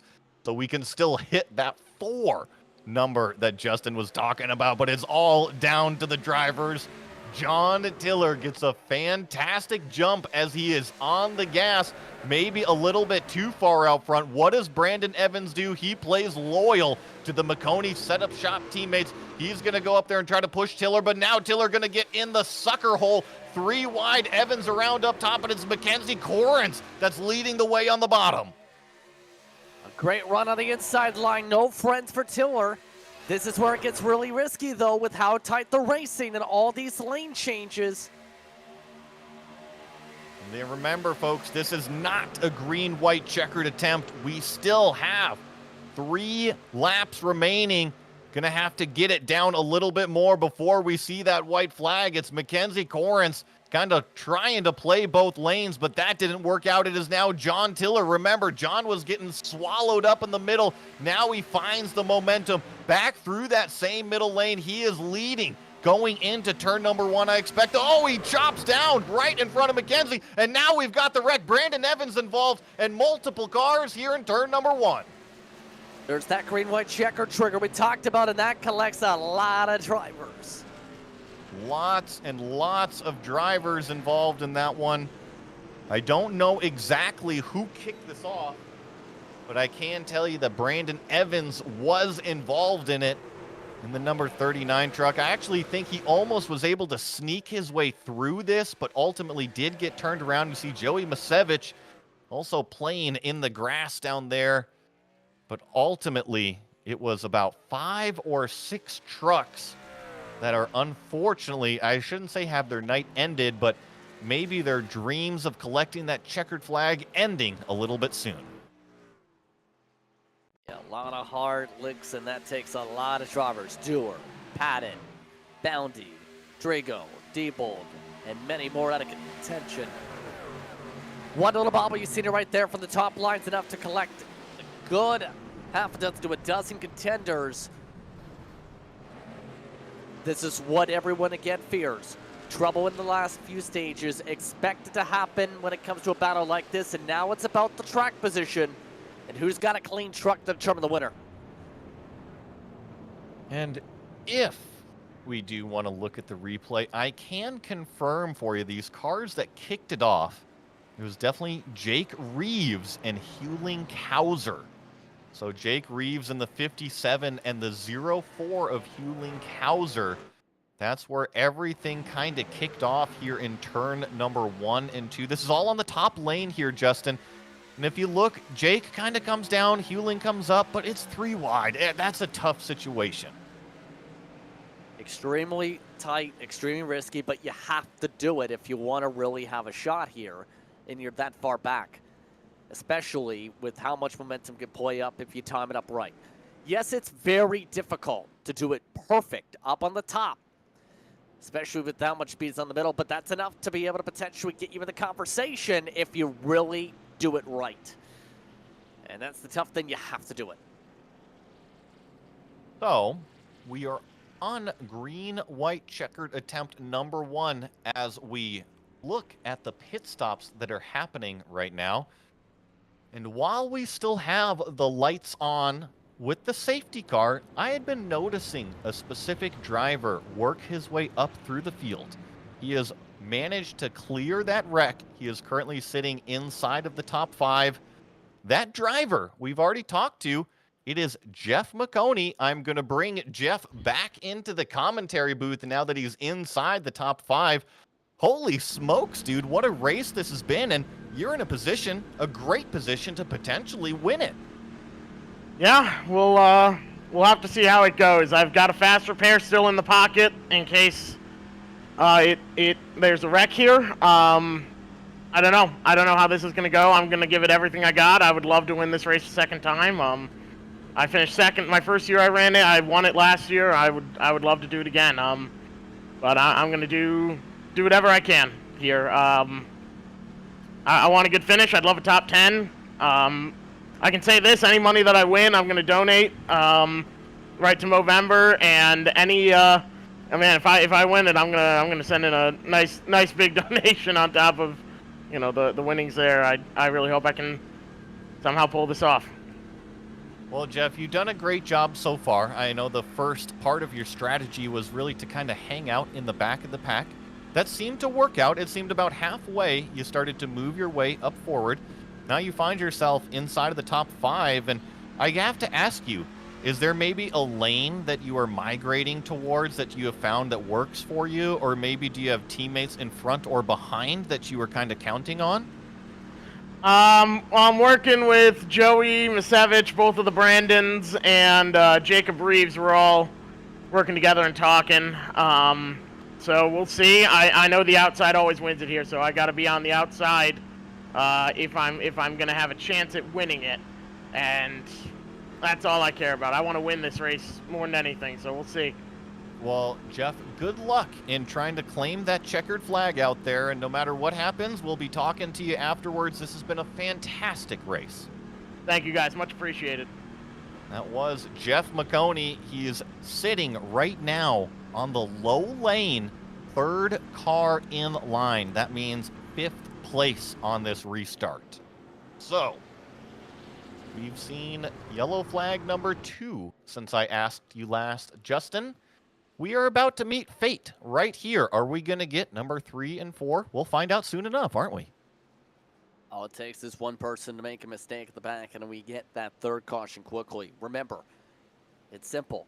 Get to the white flag. It's a race to the checkered. And I know that's harped upon so much when it comes to getting to the white flag, but as we've seen in the LCQ, as we've seen when it came to a 3-lap sprint, let alone for when it counts for all the marbles like this one for the prize and for the race itself, this could go either way. We might see a crazy finish. I wouldn't be surprised if Danny Mosteller comes from 8th to 1st in the span of 2 laps, because he's done that at least once this year on Maconi Entertainment. And that was when half the field wrecked on the apron. This could be a wild finish yet again. And super speedways always bring out the most crazy finishes. So, yeah, everybody, if you're watching right now, strap in. We are about to see some craziness. And we're going to see craziness no matter what as we get the green flag, whether it's going to end in a checkered or another green-white checkered attempt. But right now, John Tiller, the same exact thing that he did the previous restart, gets an extremely big jump, leading that bottom lane. Oh, big old block up there on the top side of the racetrack, but the organization all down low. John Tiller, Mike Burnett, and Jeff Maconi all nose to tail. Already Mosteller up there. Looks like at least one driver with the drive-through. Got to get those lanes organized if you want a shot here. Cornish seems to have some numbers building up behind him. You saw Jeff Maconi in that blue truck, 3rd in line on the bottom, really giving a big push to the front 2 cars. We are exiting turn number 4. Are we going to see the white flag? Barney grabs it as the drivers enter the tri-oval. Oh, there is a wreck, but it seems like we've got the white flag. 1 lap to go. We stay green on the racetrack, Justin. That was as the leaders were crossing the line. Now it's the matter of who gets the better run down the backstretch to set this up. Does anybody flare out to make it 3 wide? Doesn't look like it, but that middle to top has the momentum. Jeff Maconi sticks to the bottom for now. He said the outside lane always wins it. It's Matty Clark in the number 31 leading the middle groove through turns 3 and 4. Mackenzie Corrins in the black and green car on the bottom lane. Now we've got more problems. Jeff Maconi, unfortunately, in the wall. It's all going to be up to Mosteller and Clark. It's going to be Matty Clark claiming the victory in the number 31 Saturday for the boys. Your winner, Matty Clark. Timed up well, got the right push at the right time, especially down the backstretch. And there was a lot of disorganization coming out of turn 4. There was more of a hard battle for second. There was to try and make the pass around Clark. And that's a big enough difference for Matty Clark to take the win. We're going to watch a couple of these replays as the number 31 driver takes his victory lap. A little bit of deja vu from what you were saying, Justin. Did you see who finished in 2nd place? Daniel Mosteller, who was way far back on that restart, made some tremendous moves as we really watch some of these cars that unfortunately ended in the wall. This was that wreck leading right as we crossed the start-finish line on the white flag there, Justin. And that was a massive stack up to say the very least. But already the celebration is on for Matty Clark. It looks like he's ready to burn out that entire engine. Who needs the engine? You're a race winner.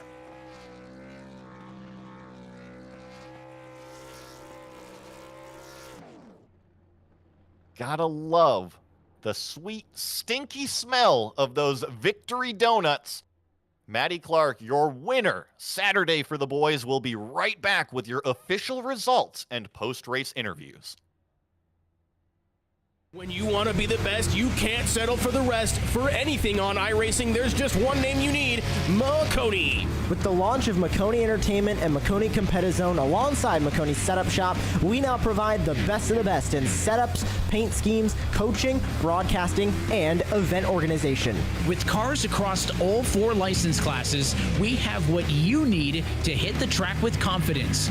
Grab a subscription and save money while going fast at MaconiSetupShop.com/subscriptions. And remember, at Maconi Setup Shop, there are setups, but your victories.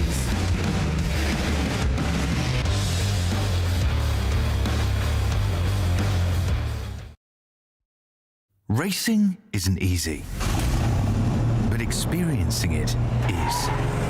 iRacing puts you in the driver's seat with the industry's leading sim racing game. Drive on laser scan replicas of the greatest racing circuits from around the world. Go head-to-head against other drivers chosen by skill-based matchmaking to ensure competitive racing at every level. Compete across all your favorite series. In officially licensed cars, engineered to deliver the most accurate driving experience possible.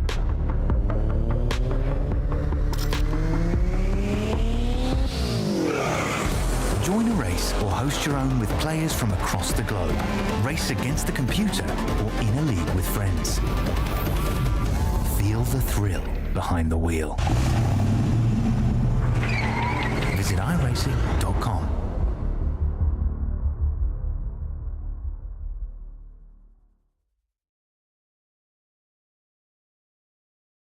Saturday for the boys winner, the number 31 driver, Matty Clark, taking home $150 here tonight. You're going to get your official results right here on the screen. I mentioned $150 goes to the winner, Daniel Mosteler. Also collecting some cash, $100 to that second place driver.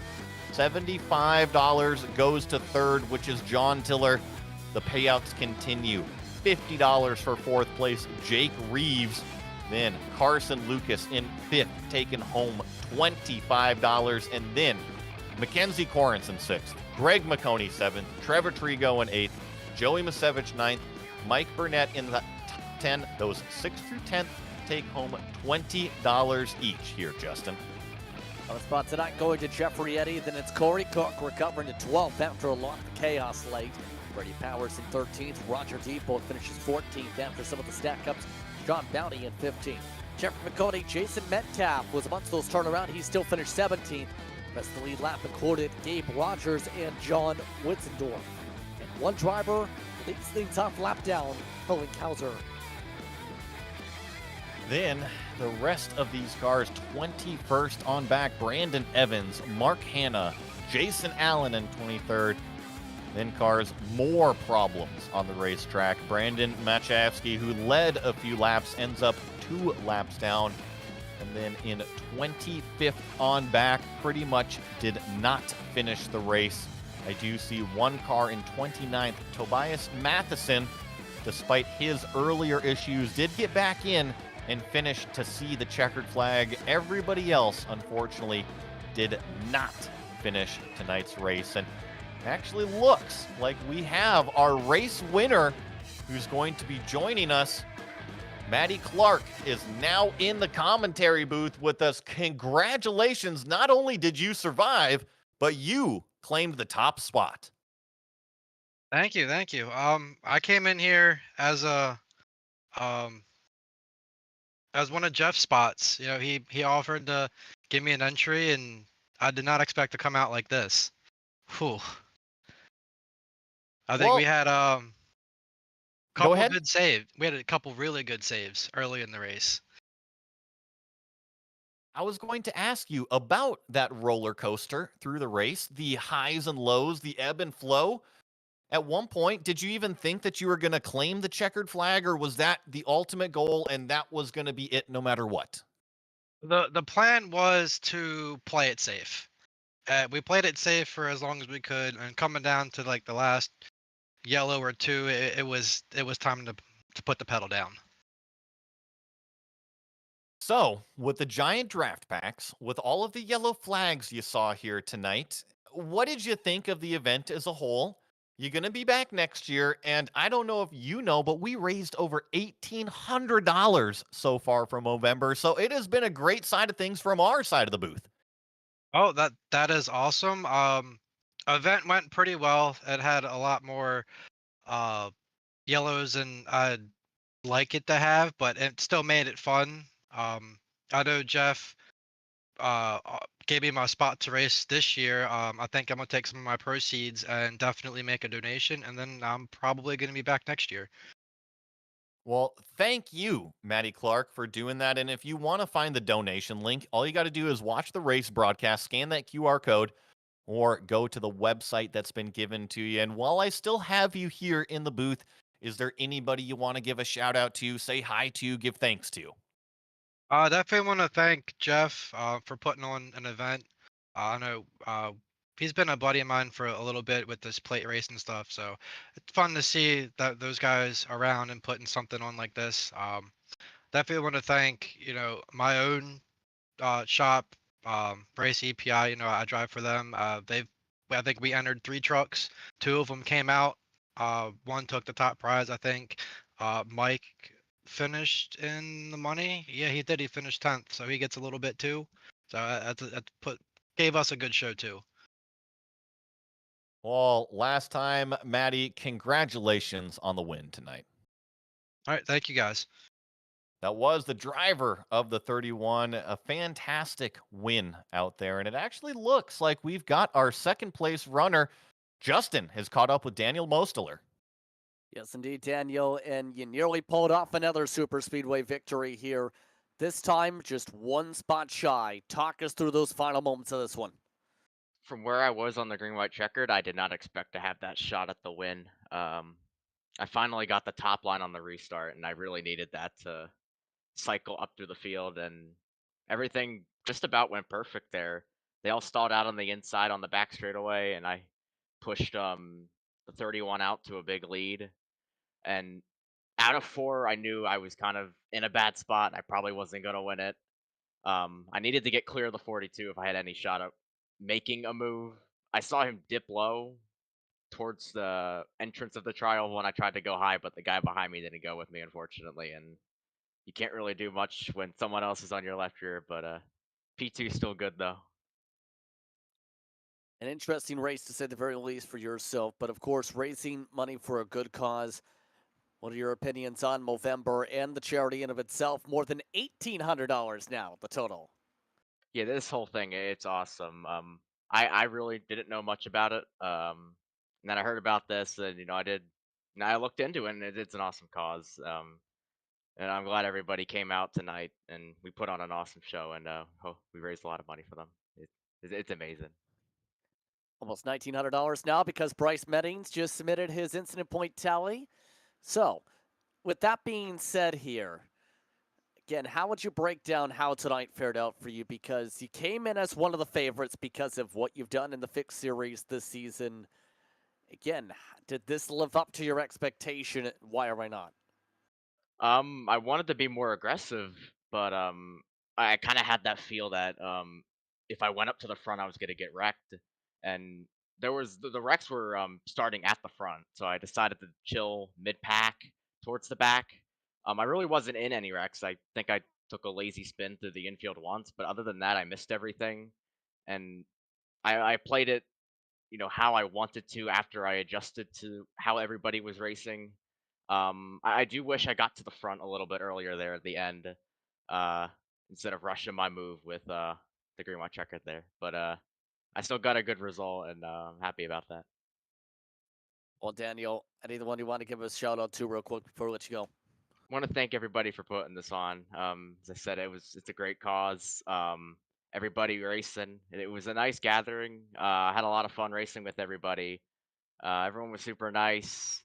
The off track, I forgot his name. I'm sorry, but he did a great job keeping everything in order. And you guys for broadcasting.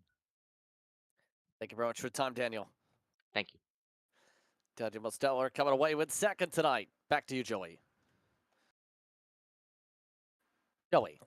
Looks like we also have John Tiller down here joining us in the booth. John, congratulations on the third place podium finish here tonight. Hey, I appreciate it, man. Man, what a race that was. That was an interesting one for sure.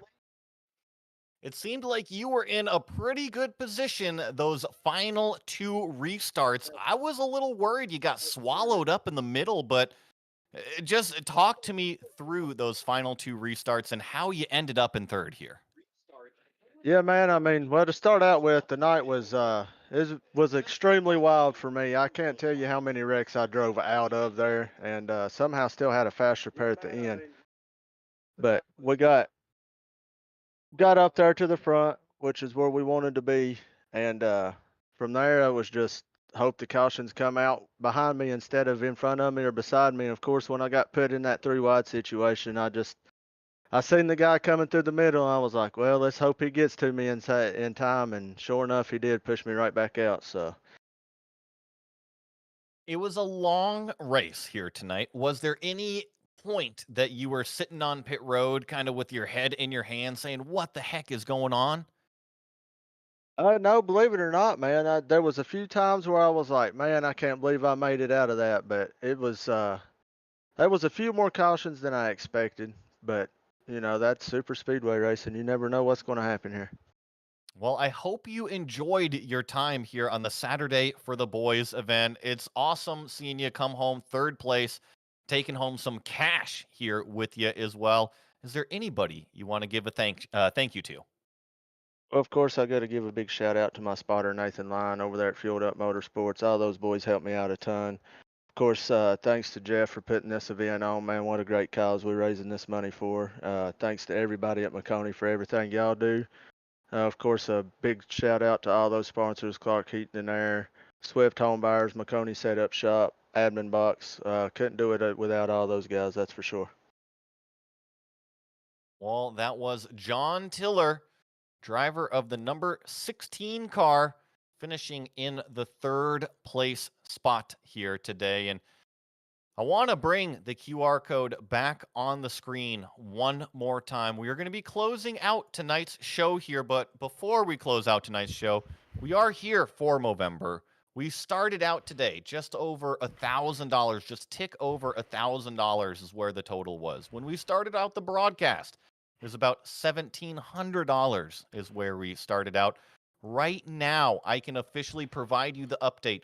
$1,928 have been raised by Maconi Setup Shop for Movember. Jeff, you're here in the booth with us. What does that mean to you? It means more than I can say. It's really incredible, and that number is going to go up. I think we're already over 2,000 with other donations that are going to be coming in. I know my brother already texted me and he said give half of my donation because he's got to make money. He just had another kid, so shout out. I don't know, Anna Lynn and Grayson, if you're watching this 10 years, 20 years from now, this is your Uncle Jeff. Not half bad at pretend race cars, but your dad's gonna take half the money that he won because he beat me tonight. I'll give him that, and gonna go buy some diapers for Grayson, his new son. Grayson, you were just born, and I can't wait to go up and see you. So we're gonna be over $2,000 by the end of the night. We raised I checked my phone and we had another $200 in donations from throughout the race. I've got mixed emotions at the moment. I'm mad at myself. I kick myself hard after races where I screw up, and I think Hewlin Kauser and we race each other every Friday night. It's a lot of fun. We just came together, complete racing deal. I have no hard feelings, but I'm just mad at myself. But that is far eclipsed by just how happy I am. I'm happy for Matt. Matt's a great guy. Love talking to him. He's a really, really nice guy. A lot of fun to race with. So I'm happy he won it. We had a lot of MSS guys running towards the front. I think it's like $500 going to be given out in the prize pool, and I'm just blown away. Huge thank you to Movember. So Matt's going to also get a package from Movember. They're going to get a prize pack, so I got to get with him and get all of that sorted. But yeah, it's really incredible that we got to raise this much. And even though I didn't have the finish that I was hoping for personally, we far eclipsed it. And I think there's a real good chance that by the end of the month we can hit our goal of 2,500. And I'm blown away, and it's hard not to cry thinking about it. Honestly, it's really special that we get to do this. Well, I know that Justin is behind the scenes watching it. He says incident point donations are still coming in, so I know that the tallies are still going up there, and I know that you're so proud of everything that you do with Maconi Setup Shop, becoming the official setup shop of eNASCAR. Everything that goes on, not only in the virtual world, but the real world with Maconi Setup Shop. So just congratulations with everything you got going for you. Not only are you providing people an awesome place to gather to race, but you are also raising money for a great cause. So thank you, Jeff. Yep, I got to give all the thanks to everyone that makes it possible behind the scenes, all the customers that support us. It's crazy. I went to school to be an engineer. I went to Purdue. I did 4 years there in mechanical engineering and technology, and just didn't know for sure what I wanted to do when I got out. I spent a year working as an engineer, and I just said, man, it's not for me. And I stumbled into doing this full time and making a career out of Maconi Setup Shop. And the fact that we get to do things like this, it still blows my mind, and it hasn't fully sunk in. But I over the past year of getting to do this, I've gotten to have some really incredible experiences, meet a lot of incredible people, and it's all possible because of the people that show up to events like this, that support us, that are customers of ours and subscribe and everything else. It's incredible. It blows me away, and I cannot say enough how grateful I am to everyone that makes it possible. And it's really, really incredible that we get to do this, and we're going to raise an incredible amount of money for Movember. I really look forward to talking to them next week and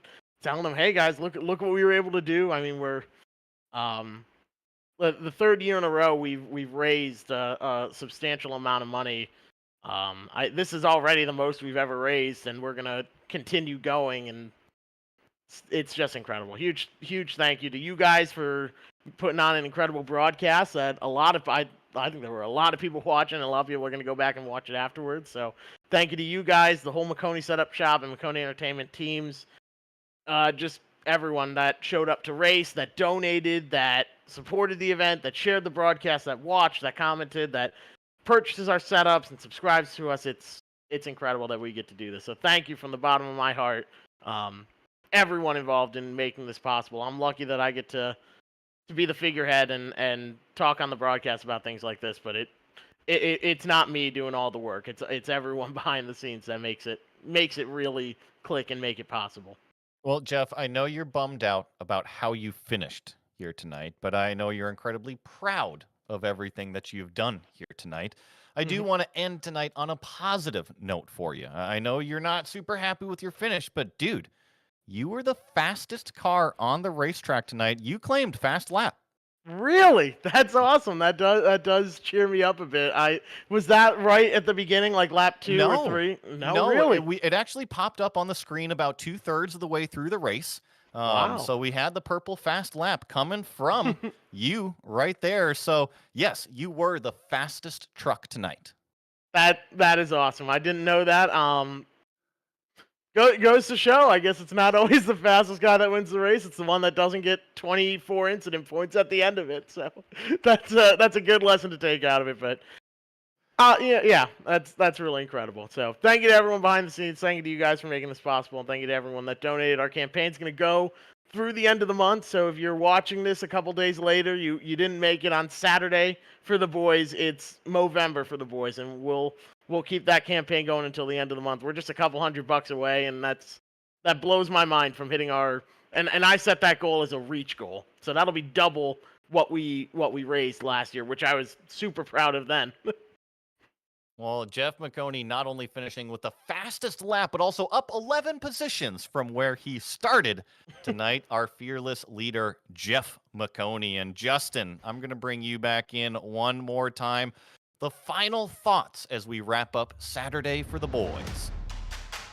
A wild race to say the very least from start to finish, but one of the main things to keep in mind is it's all for a good cause. It's for charity, and it's for a cause that many people care about and think about. So even though you can say a lot about how tonight played out, about the 10 cautions, about the multiple lead changes, the amount of drivers with incidents, the major thing is it's all for a good cause, and that's more important than anything else. 100%, and that good cause we have raised a great deal of money for. So go back through the broadcast, scan that QR code, go to the website, donate if you can. It is for a fantastic cause. I want to thank Maconi Setup Shop, Maconi Entertainment, the official setup shop of eNASCAR Maconi Competizone, as well as Movember and Team 126 Racing. Make sure to subscribe to all of the Maconi Setup Shop social channels so you can stay up to date with all of the upcoming races here on the channel. But that is going to do it for us here tonight. Until next time, I will see you at the checkered flag.